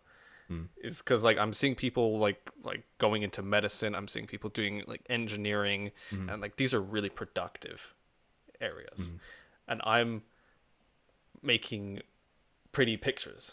Yeah, and I was just thinking to myself, like, is this meaningful? Am I being productive doing this? I think there are elements of it that are, because if I think about, okay, if I didn't do this, what would happen? Well, like you said, you had merchants, and merchants wouldn't get anywhere if they just sat there on their donkey and had people pass them up. They have to go and say, hey, we have this product, and it's a great product. You've always needed marketing. So if I don't do it, someone else is going to have to do it. I mean, historically, they weren't quite what you are today. No, they were definitely not. No. I mean, a merchant was someone who... So the whole idea, why would someone become a merchant? They see someone in their locality producing clay pots, and they know that several hills over, there's a people there who are still using wooden dishes, of sorts, and they say, well, I'm gonna go try and bring some of these clay pots to those people. And while I'm over there, I'm gonna see what they're making that these people over here don't have, right? So it's that's the mindset of a merchant is I'm basically taking other people's produce, what people are producing, and I'm bringing it to other people, and I'm making money off of it. It sounds like a very diverse portfolio of things that he's doing. Like, he's literally holding the product, he's putting the word out, and he's also like getting input back to like put into different products. Yeah, and he hears from the people. The people say, well, he says to them, well, what would you like? And he says, well, I want something made of seashells. And he's, oh, well, in that case, I have to go to the frickin' Mediterranean, and so on. Yeah. But the point of this story was that the merchants were sort of a different people in a way, because everyone was busy producing something, right? Most people, they were making cheese, they were herding cattle, they were growing crops, they were building, they were constructing, they were producing. And then along comes this person with this funny wagon and full of trinkets and all kinds of doodah. And this person doesn't produce anything. This person is just carrying other people's stuff around.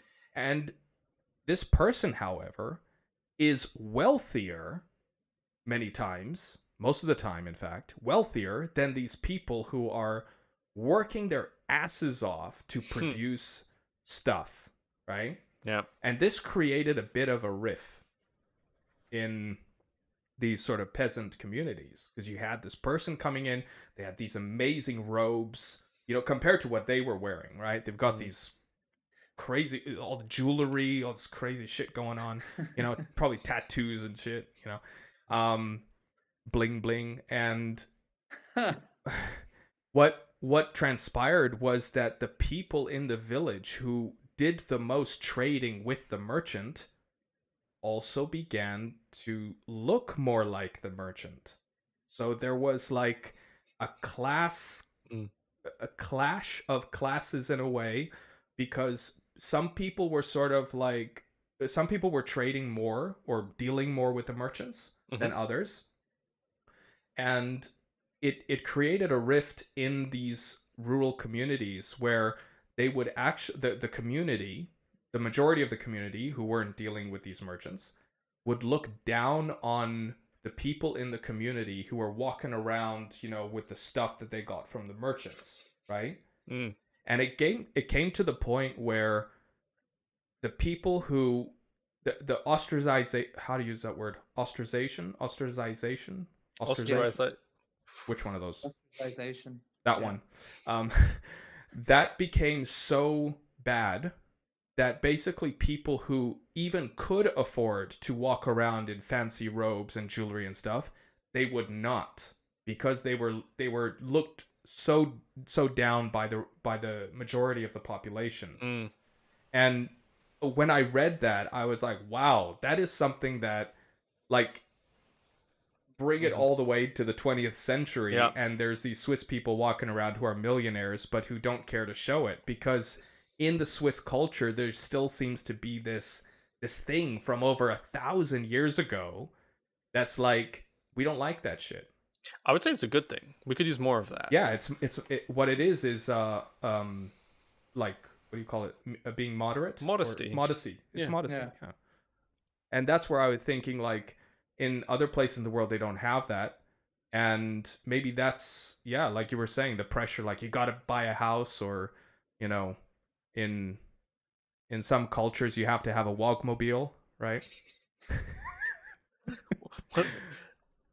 Wogmobile? A Wogmobile.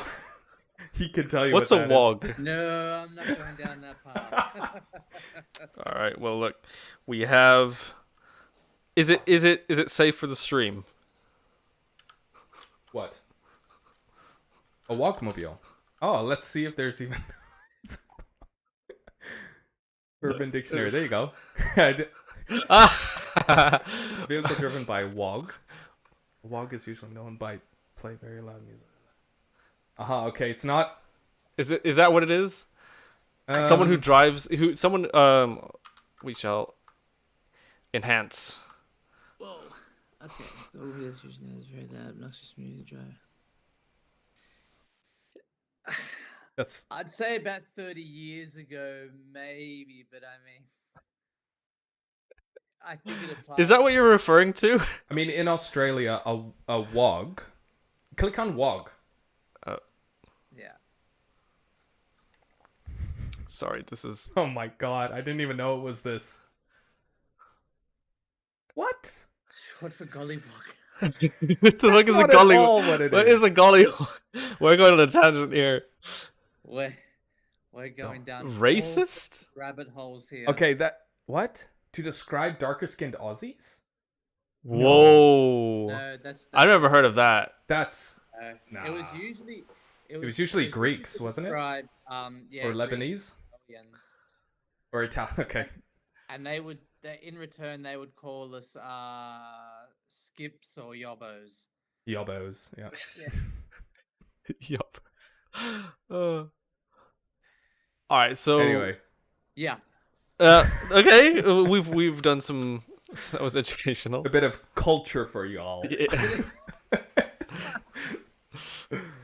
No, but saying how culture does massively affect, I think, the way that people view, like what Jason was saying regarding success, what it means to be successful in life.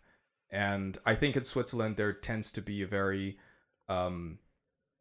a very different approach to, well, there used to be a very different approach to materialism and how one views themselves successful. In Switzerland, there was for a very long time, and still is, relatively speaking, a lot of emphasis placed on family. Mm.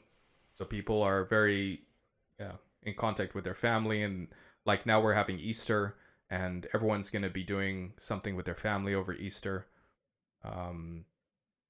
So I think that affects a lot of how people accrue wealth, because accruing wealth is part of your life. It's not like it's something else you're doing. It's part of who you are and what you're doing, and typically you're doing things in life according to your ethics and morals in general. So the downside I see to that when you mix the family and the wealth together is there's always some people that almost wishing their parents into the next life so they can accumulate wealth. Okay. And if, yeah, I mean, that's a common sort of family, not common, but you get those family Maybe in rifts, Basel. who gets what and how much, and so Yeah. it reminds me of when I was in Australia. I was a real estate agent before I moved over. This is a really bad story. I probably shouldn't tell, but it's a secret between the three of us. Yeah. Yeah. We were selling a house for a family because the mother was terminally ill, and there was about 4 or 5 siblings, and in the house where all the furniture was still there was covered in sticky notes with everyone's name of who gets what, and it Wow. just it was I thought it was just disgusting because I knew the woman was still alive, yet they were divvying up who was getting what. So hypothetically, not that I did this, but hypothetically, I could have changed some of the post-it notes. Hypothetically. I was thinking like this is not a full. It's not a foolproof system. Like if they're so adamant on getting certain objects from a woman who's still alive, like you'd think they'd do it a little better than a post-it note. Those things don't even stick to a wall for more than an hour or something. Lampshade. About that lampshade. I know from my from other family connections where it is such a contentious issue, and luckily it's not in my own family. And I said to my parents a few years ago, I said, I don't want to talk about it anymore. I don't care. Do whatever you want with it. Even if I don't care if I don't get anything. I just don't want to know about it. But that's a very old thing, though, isn't it? Yeah. I mean, you can look back at like the history books, and you can read about Emperor so and so and his children will be like, hey. Yeah, exactly. But are you dead yet, father? No. I mean, even among siblings, right? Yeah. Luckily, we don't do that much anymore. But that was often sorted out by the whole lineage thing. Like you just, the firstborn or whatever, and then, Nowadays it's all messy. We got to deal with you got everything. Yeah. Oh, they're not dying anymore. Let's go back to feudal times. Is that an ethical way to get wealth? A family member has died. Inheritance. Sure. Sorry, is it a what way? Ethical. Oh, yeah. Who else are you going to give my stuff to? You give it back into the communal pool. From whence So it came. You're against the death tax then? Is that the thing where my wealth upon my demise goes to the state? Yeah, exactly. I'm not for or against it. I just think that there's 1,000% against that. There are things on either side of it. Like, God, what the state has to do with any of my wealth, for goodness sakes? Because some people are getting way too much money who shouldn't. The previously mentioned idiots with money. Like, seriously, all the people being like okay, I think also like being born into a really rich family has a certain likelihood of you growing up to be an idiot. Because you don't have to become smart to make it. There's a higher likelihood. Yeah. It's a lot easier for you to just be like, be a potato, and then you just get money because you're part of the family. We can call in the Kardashians for an example here. Yeah, but there's not like a finite amount of wealth either. So it's not like we're dealing with, oh, that idiot who is driving around in a Lamborghini, and he's just spending all this money being an idiot or whatever. It's not like that. Him doing that is hurting anybody else. No, it's not. So It's not. I think be an idiot. It's not illegal to be an idiot. if we go back to the question of how do you accrue wealth in an ethical way, which was the question in the book, right? Mm-hmm. How do you do that? And how do you also not do that? Don't steal. Simple. Don't steal. What if you cheat? Don't cheat. Don't steal. It's the same shit. What if you manipulate? What if you what? What if you manipulate? If Is you that the same as manipulate it cheating? without cheating, you can manipulate it. We're Ooh, manipulating so you can stuff all the manipulate time. now. Huh? So you can manipulate. Everyone's manipulating everything. What do Yeah, you think there's a bunch of marketing cheating is? as well. What is marketing? It's manipulation. It is. It is. I know. All advertising is manipulation. Oh, how ethical. Yep. I just rolled a 20. Thank you. Yeah. You're welcome. Class dismissed.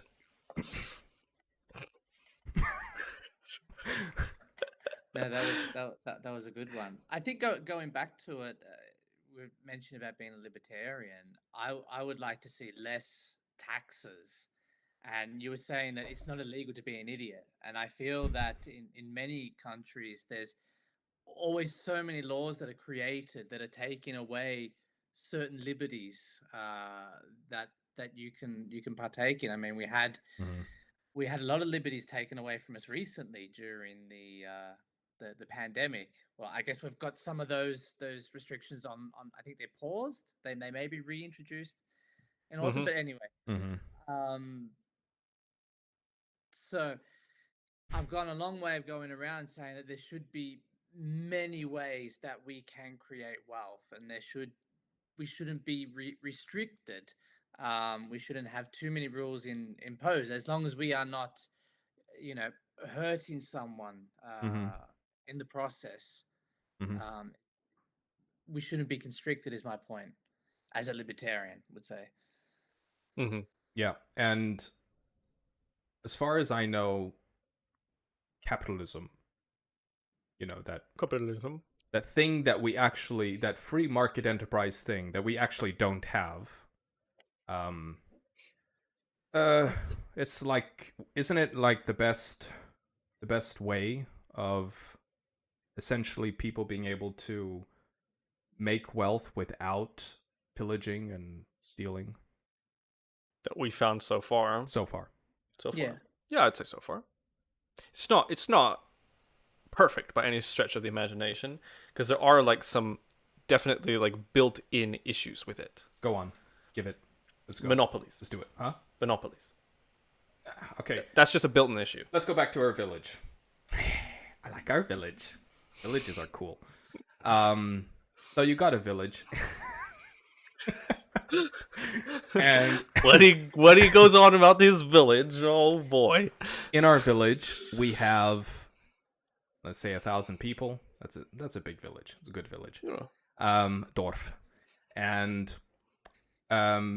we have, I don't know, say two bakers. Yep. I don't know how many candlestick makers, but we got 2 bakers, and then a third one comes in. The 2 ones are kind of like, oh, I'm taking this side of the village, the other guy's taking the other side of the village or whatever. And then a third one comes in, and he out businesses both of them to the degree to which he becomes the biggest bakery. Yep. So we would say, he's monopolizing a certain amount of the marketplace.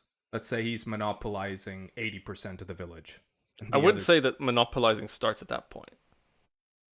Okay, No, define that wouldn't monopoly. be monopolizing. To me, monopolizing happens with the snowball effect. So he doesn't even have to outperform them that much. He just has to outperform them to the amount where he's getting the majority of the customer base. Mhm. So he's siphoning out potential revenue from them, Sure. which makes them come into the position where they would probably sell their business to him because he has the ability to make an offer that they maybe can't refuse. Mhm. They sell their business to him, and maybe one baker has sold their business. So there's him And the other guy. and the other baker. There's two bakers now, but he's just doubled in size. Yeah. So now he has so much more ability to make the bread people want to and deliver what's wrong it. with that? What's wrong with that is now he can also buy up the other guy because wrong now with they're that? dead in the water. What's wrong with that? Now you only have one baker in the entire village. What's wrong with that? What's wrong with that is now he can double the price and everyone has to pay it. No, another person can become a baker and sell cheaper bread. Yep, but then he can buy them up as well. Not And the price necessarily. and the cycle continues until he No. Well, you see it even now. Like you see it with local small businesses starting to disappear around, poof poof poof, and you just see the biggest monopolizing Yes, but chains. that's because they are dropping their prices to screw those. That's Sure. the reverse of what Sure. you just said. So they're dropping their price, and this baker could do the same thing. But at the end of the day, if you don't have competitiveness in the market, like monopolies take away competitiveness, that's not good for the consumer. Okay, wait. Competition is good for the consumer, Yes. right? The thing with the grocery chain stores like Migros and Co-op coming, like we saw this in our own town, right? But they're nice. We used to have two butcheries here in the town, and we had a queserai, a cheese shop. Yep. And there was another couple boutiques and stuff like that. We saw those over the first few years, we saw the cheese shop close down. And we have in this town as well, we have a Co-op and a Migros. And So dinner. For those who are not in And dinner. Switzerland, huh? And dinner. And a dinner. Hmm. For those not in Switzerland or familiar, Co-op and Migros are like chain grocery stores. And the reason why the butchery and the cheese shop had to close down, and now we've had several places closed down in the Dorf over the years. The reason why is because number one, people are going to supermarkets because supermarkets have everything. Right. Convenience, yeah. Convenience, yeah. Yep. They don't. I mean, the time of, unfortunately, and I'm saying this with a very heavy heart, the time of going to the butcher for your meat and for your eggs and stuff like that, and going to the cheese shop for your bread or your cheese and all that kind of stuff, and then going to the baker and then so on and so on. Those times are done. And when you get a grocery store coming in, yeah, they're gonna take up the business. And one of the big reasons also why they're taking up the business is because they are undercutting the prices of all those other businesses. Yep. But that is They can absorb it. yeah, exactly. They're big enough that they can absorb the low profit margin because they are selling volume. Mm. They're selling so much that they can afford to skimp off the profit margin, just cut that down. Yeah. And thereby outprice everyone else around them. And I would say that is a negative thing. It's really difficult to say whether that is across the board a negative, because let's say if you were to compare, I would much prefer that those other deli shops were still open. I would prefer think they it's so both cool. existed, but of course, Huh? I'd prefer they both existed, but That's what I'm saying. Yeah. Like yeah. best of both worlds would be that there was all of them existing simultaneously. But I don't know if the cheese shop and the butcher were still open. How many employees do those two shops employ? compared to how many employees are employed at Migros, Co-op, and these other places. True. It, But they would all be doing their own thing then, right? Like if you didn't have all of the people working in co-op, like if we're trying to roll back time to how it used to be before there was a Migros and a co-op, and you just had like the little like specialized businesses. So you have the butcher, you have the greengrocer, whatnot. All of these people would still be at work. They would just be producing those individual elements. Yeah. Maybe not to the same scale because that collaborative work really increases the efficiency, but they would be in control over their own thing. Yeah. They would have, like, the people working would have much more control over their actual work.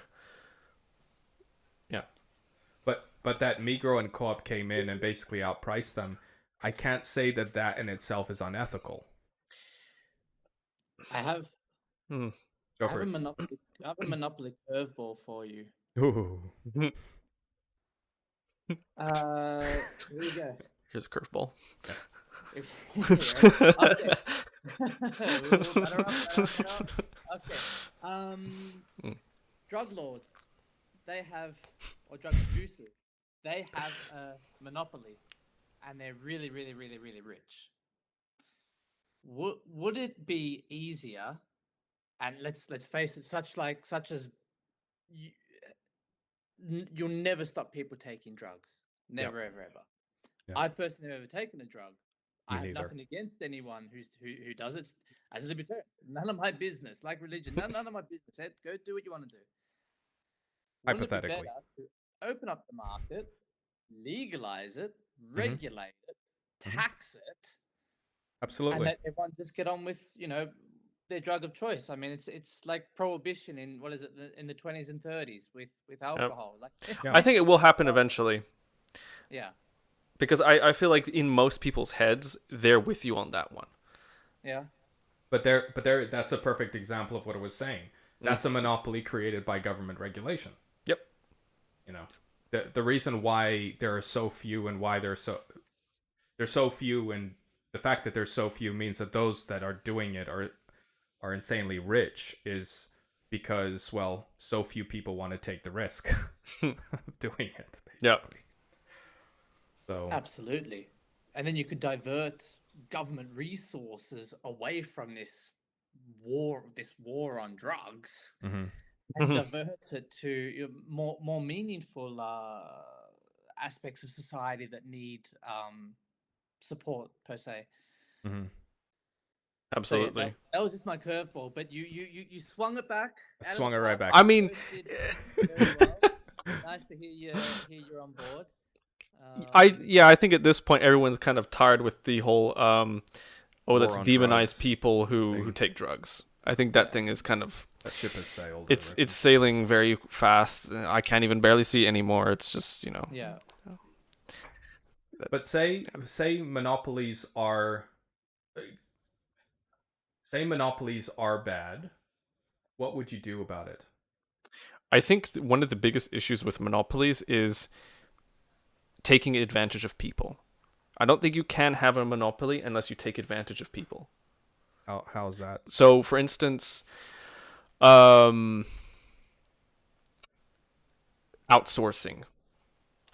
labor to countries with very cheap labor. That is one of the funnest ways to create a monopoly, is because if you're competing with smaller companies and with smaller organizations that can only produce or operate locally in their current economy, if you're big enough to outsource to countries that do it for way cheaper, not only are and they're also generally not improving the lives of the people in those countries. They're usually there's usually also lower human rights levels there, so they take advantage of that little boon. That to me is one of the bigger markers of a monopoly. They usually take advantage of people, even locally. But who are they? You can look at Amazon. Who are they taking advantage of? People who do not have the ability to stand up for themselves. Who? People generally. I can give you an example. Do you have iPhones at all, either of you? No, I No, don't believe okay, in it's a bad Apple. example. But if you look at the sweatshops in China, like literally Yep. sweatshops where they're making all of these phones and these Yeah. tablets, they keep a lot of these younger people virtually in like semi sort of prisons, Yeah, and yeah. that it's the 20 of them in a room, sleeping in bunks and just working Mhm. 17-hour shifts. I mean, it's not too different to the way Dubai was built. They shipped in all of the people from, India, Bangladesh, Pakistan, have all these poor guys sleeping in shipping containers and working in the extreme heat, building these mega structures that we all go, wow, look at Yeah, that. yeah, yeah. I remember seeing Um, documentaries about that. It's crazy. yeah, yeah. That's, for me, that's the outsourcing of cheap labor, because to produce, imagine we had to set up a factory in Switzerland to produce iPhones. We'd be Mhm. we'd be paying like 10,000 for an iPhone just to cover the Mhm. cost Yep. of production. But how is that taking advantage of the Foxconn workers, for example? How's that taking advantage of them? Because How's it taking advantage of them? Well, yeah. it's it's taken advantage of them because you've created a situation where the company who owns Foxconn has set up a situation where people are living in almost prison-like conditions, working as slaves, mass producing this product, and it's getting shipped out again. And a lot of them were sort of tricked into taking a job at Foxconn. It was sold to them as something completely different. But so then that would have to do more with like almost like human rights, ethical problems, right? Not so much like I give you it, I give you another example. Um, in Australia, the going back to the two chains, there's two big supermarket chains in Australia, like similar to Migros and Co-op. I think they're called Coles and Woolworths. Mhm.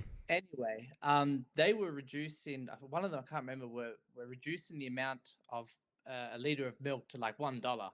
Now marketing Mhm. that, like, Mhm. $1 for milk, and a lot of the farmers couldn't produce a liter of milk, so they were quickly sinking, and they were going under. And then it was going to come to a point where parts of Australia would have to import milk from elsewhere, because the supermarket chains would effectively then force offshore production, similar to what Vince is talking about. I don't know if that's the Mm. perfect example. Yeah. But was that creating a monopoly or Well, it was in a way, because there was a lot of sort of to the local delis. There were a lot of mm, farmers that were setting up their own, selling their own milk in their own mhm. sort of regions, where you could buy the Mhm. local milk product from them direct. Not so much in the cities, but it was putting them out of business. Mhm. And did And then, of those course, mhm. sorry, go on. No, I'm wondering like we're a lot of the bad things we're talking about in regards to monopolies are things that we're talking about sort of like monopolies that already exist. Yeah, And Mm. I'm wondering how many of those monopolies would even have existed um had the government not been, so involved in regulating the marketplace essentially. yeah, Mm. That's yeah, it's yeah. it's I mean, it's difficult to know like it's kind of a chicken and egg thing, right? It's like which came first? Did the yeah, regulation come because they started to monopolize, yeah, or did they monopolize off the back of regulation that was made in their favor? yeah. Because I, Sure. I remember I remember reading about this in the Australian news. I think it was like in Current Affair or one of those Yeah, yeah, TV programs. They were talking yeah, about importing tomatoes from China, and that there was some kind of government policy or something that was actually paving the way for this to happen, as Mhm. opposed to Yeah. buying tomatoes locally grown in Australia, stuff like that. It's but then people say, oh, but I don't want protectionism, right? yeah, And that's kind of like, well, sorry guys, you can't have it both ways. yeah. Yeah, Like for you sure.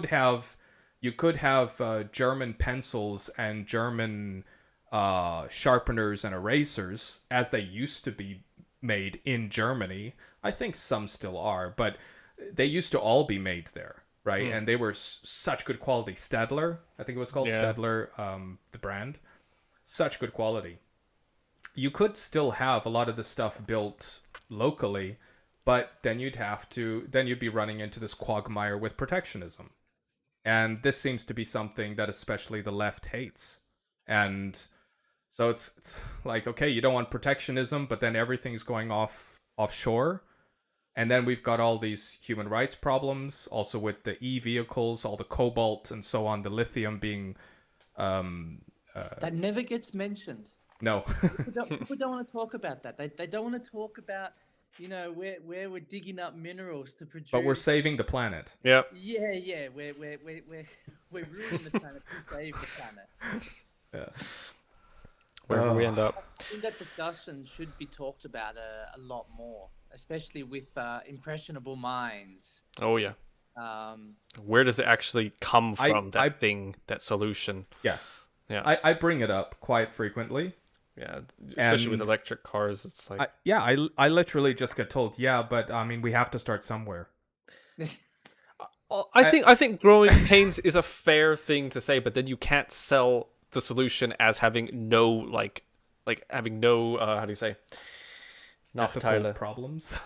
yeah, or just having like no negatives, no cons. It's like, look at this perfect solution, electric cars. Why are we not doing this if all you already? See those kids in the Congo, right? Who Oh, tunneled down into these freaking tunnels to dig out this mineral that. Do not, but that sounds like a Have you seen that? nope. Oh shit! You should see that. I will. You should do that. Also, the Where is it? lithium. How the lithium is mined in Chile, I think, in South Yeah. America. You can do that. The water table's been destroyed. It's crazy. Anyway, that's another. no, you're spot on. You're spot on. It doesn't get spoken about enough. But there we run into the ends justify the means. It's as I said from the beginning, it's such a complex situation. And as you made the best analogy, it's the chicken and the egg. Here we go. Okay, so that thing that you were mentioning with I guess I could put in worker. No, cobalt. Cobalt. Well, that's if you look at the cobalt in the Congo mines, cobalt mining. Yeah, that looks like fun. I mean, they basically have like these holes in the ground that they. This looks like mining for opal, but like about 3 times worse. Yeah, I don't remember exactly, but the average lifespan of these people is something like ridiculous, like 30 or. And when you look at this is how it explains. Okay, this is how you can get a phone that's $100, because you get your materials like this. If I guarantee you, if you had people working here with hard hats on, with a brake that existed, with not minimum requirements of you having to pull shit out of the ground, work times, rights as a worker. How much would it cost? That phone would cost way more. This is why I'm saying it should cost more. Or would it? How much? This is the thing. How much of that price is profit? Yeah, but then they would. You did have to maybe adjust their profit margins. I don't know. I want to say some of the read out some of these comments here, and we can do Loris, that. You've been active in the chat. Yes. Hopefully you've not buggered off in the meantime. Okay, so Loris said, I think monopolies are bad in relation to equal opportunity. I agree. Like the bigger they get, the easier they grow, and the less you have the opportunity to compete with them. Mm-hmm.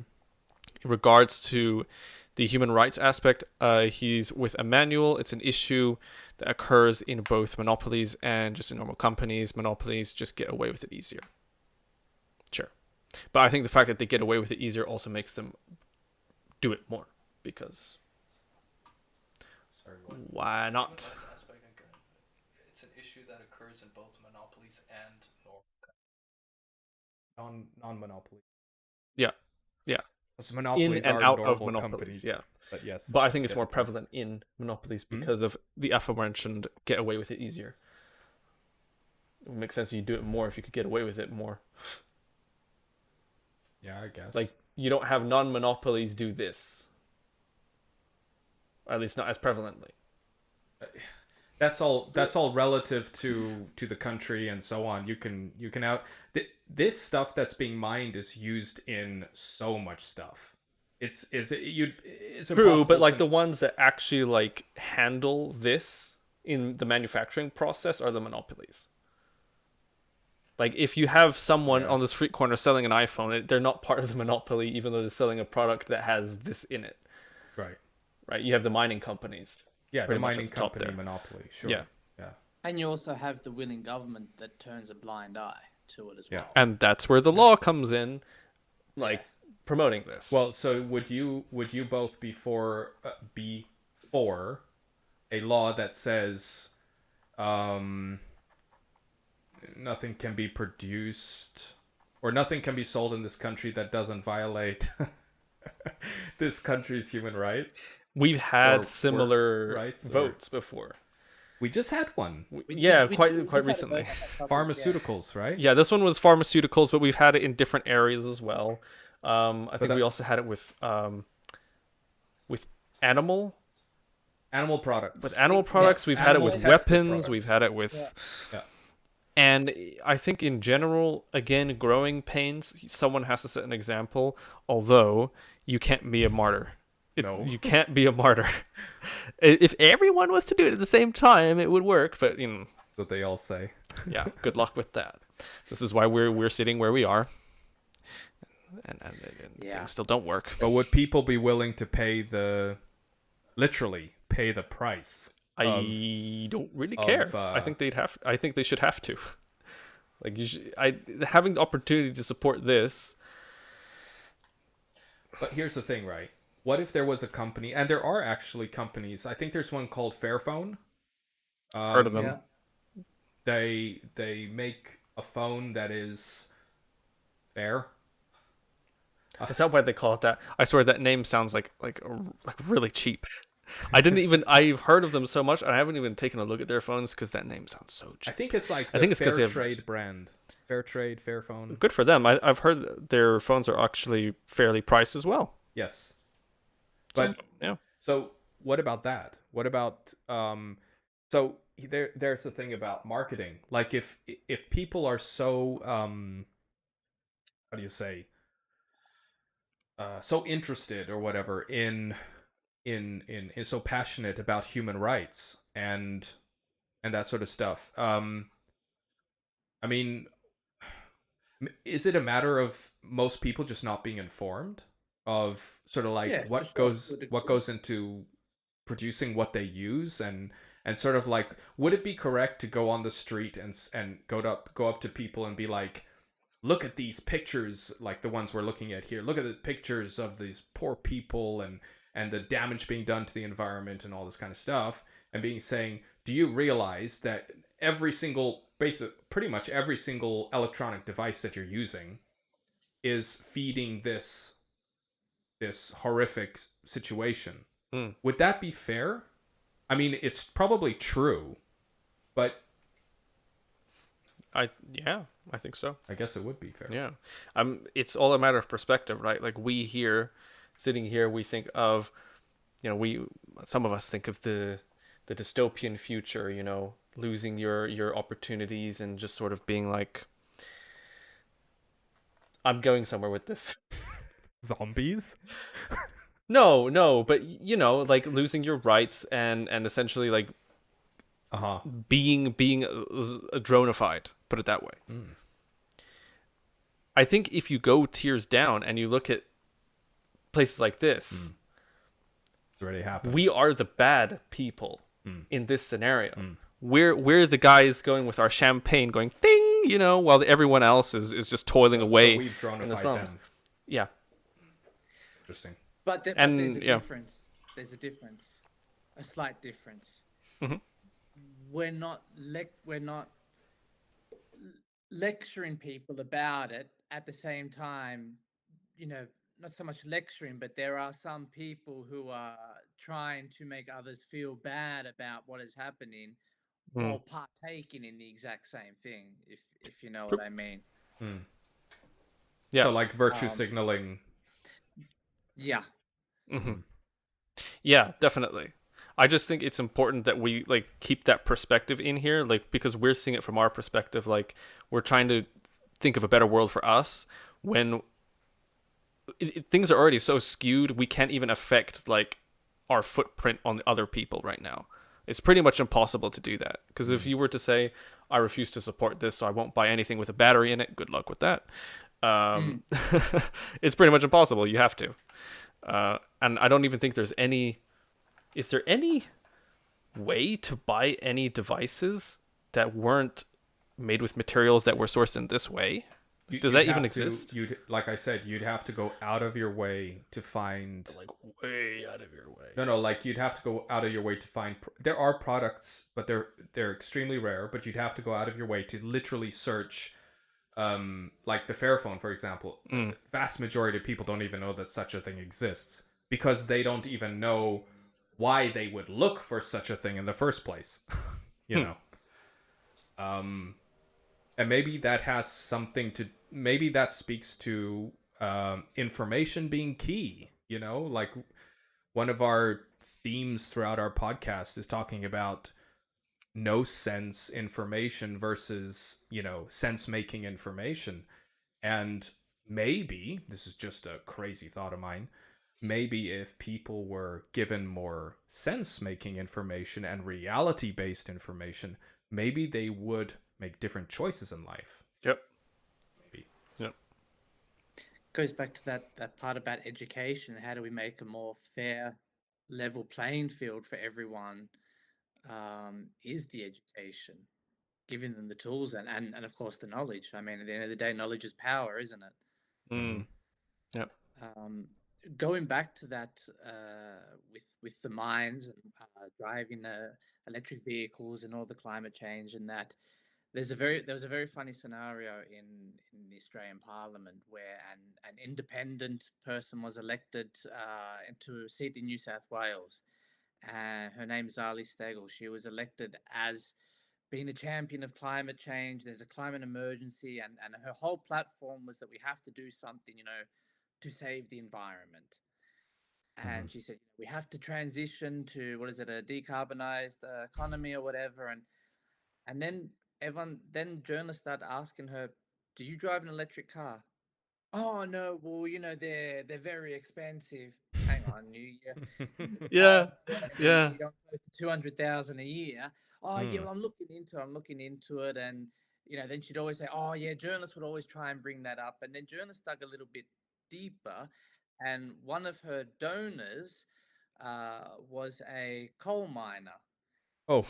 And she tried to laugh that off. Well, I don't discriminate with who can donate to me, and it's these sort of people that I can't Bad look. stomach getting lectures from. But it's a bit, but if we did, if people were ethical or not ethical, or if people said, like what we're saying, look, we aren't perfect, we can't live without some of the devices that we need to live with, or where we get, go into the monopolies, supermarkets for those chains, because it's the convenience and the time, and they have everything. If we say, we're not virtuous in that respect, but we could do better by educating with that, by perhaps transitioning away from having iPhones made in sweatshops, by having kids dig underground for the, we could look for different ways to, without, how can I say, trying to wave a stick and saying, how dare you? And that, I mean, there's ways about going about things, is I guess what I'm trying to say. Yeah. My intuition, and I could be totally wrong in this intuition, is that just in general, I think human beings, left to ourselves, I think we want to do good. Yeah. I think we want to do good. Sometimes we think we are doing good when we are not. That's true. but we generally, especially those of us who are not, narcissistic assholes, which thankfully seem to be a minority. We tend to want to do good for ourselves, and doing good for others tends to also have good repercussions on us. Of course, that being said, that's more in a situation where you actually have some form of community and you actually know the people around you and that sort of thing. That goes into the whole discussion of, city. What does Tim Pool call them? City urban liberal types, cult. Where the whole culture just completely changes there in big cities. But I think given that generally people try to do good for themselves, and we are intuitive enough to know that doing good for others also benefits us, and given the correct reality-based information, I think most people would probably really start to make a fuss, and that fuss would potentially tell the entrepreneurs, who are sitting around wondering, hey, what new thing should I get into? Hey, maybe if we make an environmentally friendly, a human rights friendly laptop or whatever, right? A company that's producing all kinds of electronic circuitry and conductors and all whatever stuff, maybe that is a marketplace we can tap into, because people are, people are getting riled up over this issue. And then you just let the marketplace, take it from there. I don't see there being actually a need for the government to come in and start regulating. But what the government could do, maybe a good way for it to spend all that money it's collecting from us every year, is to maybe produce some reality-based information about these products. But Yeah, they already do that to some degree.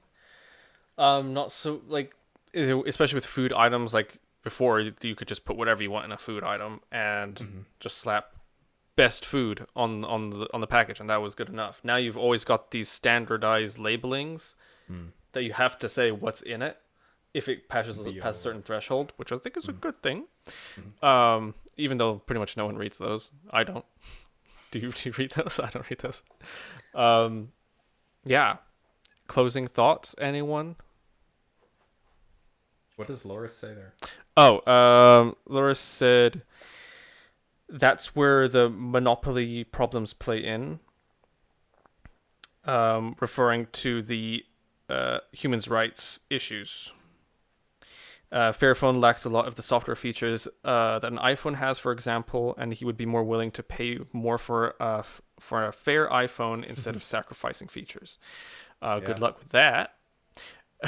That's the thing. That's a very good point. Like, it is a good point, yeah, but it's also way more. It costs way less than an iPhone. So I think it's of course. It's fair you'd have less features. Yeah, but it's really basic. Like the Fairphone is really basic. The software maybe that's all we should have. Huh? Maybe that's all we should have. Yeah, Let's go maybe back to playing Snake. Nibbles. Hey, I'm here for it. Let's go. But it's an interesting point he raises there about like a fair iPhone. But the point there is there's no market. Is there not? No, because people are not informed. But everyone wants to contribute to a fairer everything. I'm saying they don't know.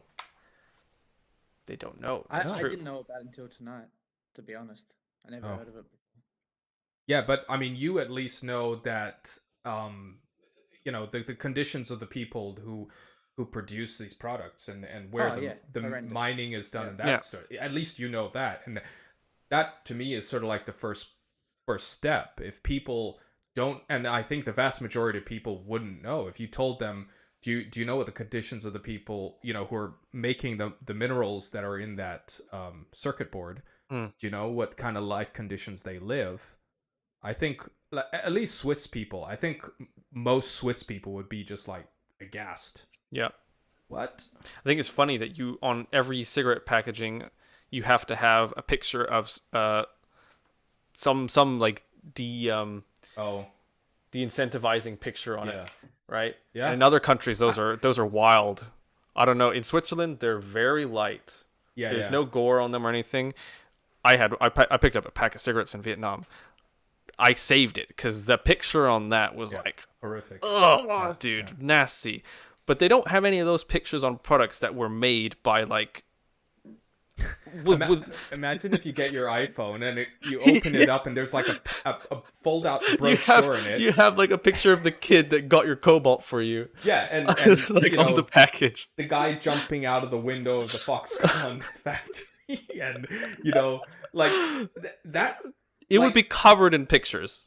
That might be something like you were talking about before with the ingredients of food. Yeah, like a where mandatory, you you have to see all of the fucking human rights violations that were done to make this. Yeah, like you're allowed to sell it here, but full disclosure. Yep. You have to fully disclose. That would be a step in the right direction. The ingredients and where they came from and how they were pulled out of the earth and put together and all that. You have to. Yeah, there should almost be like a. You know, like the bio label for food, but like reverse. Like bio is a good thing. Ooh, yeah, you have to put like a badge of dishonor on your stuff. Well, like different don't pass the mark. different gradings, you know. On like a power efficiency rating, except for like like A, ethics B, C, efficiency, D, E, F, and like if your product is like I don't know, coming from this kind of I like these that kind idea of a places, lot. then you have an F rated or whatever device, and like I think stuff like that would have huge, because it would be like peer pressure as well in society. You would like I have an A phone, like I have an A rated phone, you know. And I think people would be iPhones like, would "What do literally you be rated have?" I I on know that what list. that has. That's a D rated phone. You fucking. Yeah, fact. That's I my like closing that end note. Does anyone have anything to add to that idea? Laura said it's disgusting but great.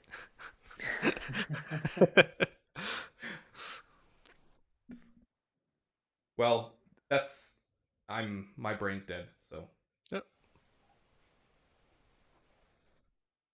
How can you drink it like that, man? He's got like this ginger stuff. Oh, Maybe I love it. I think I'm. Ginger, I've been sipping this for the pineapple. last like 45 minutes. It's tasty, but it's like You don't like ginger. I like ginger, but this is raw ginger. Sorry, do you not like gingers? Oh no, He you're lied. a bit ginger yourself, aren't you? Well, Jason, it was great having you on. Do you have any closing statements? Sir. Something you want to plug, promote? No. More education for people to make a fairer society. I would happily pay a few hundred, maybe even 1,000 more extra for a phone if it would mean that people weren't enslaved in sweatshops. I can't see myself ever paying 50,000 for a car. I don't care any sort of car. I would not pay 50,000 for. So, I think we've got to set realistic targets for that people can achieve in order for us all to move forward as a society. Less rules, less regulations, less taxes, less government in our lives. And I guess lastly, thank you so much for having me on again. I really appreciate it. You guys Pleasure. have a wonderful podcast. You have fantastic topics. I love how you delve into them. You both are really great. Thank you. As always, if I could take the opportunity to say hello to my two kids, Bailey and Lagatha. They've been very quiet in the background, but I know they'd love to hear their names being said. I'll show them the replay. Hey, keep doing what you're doing, guys. I love it. Well done. Hey, thanks for coming on, man. That was a real pleasure. And to everyone who is watching, who stuck with us, thanks for watching. And of course, if you are interested in updates from us or seeing clips or in general supporting us, you can follow our social medias. Links are in the description. We're pretty much everywhere. And of course, if you have any inputs to this video, ideas, if you're interested in coming on as well, you can comment, send us a message, and feedback is always welcome, of course. And don't forget to like, subscribe, and share the video. Get more people viewing our awesome Yeah. content. All right, guys. See you. Take Righto, care. guys. Have a great night. Stay well. Cheers. See you later.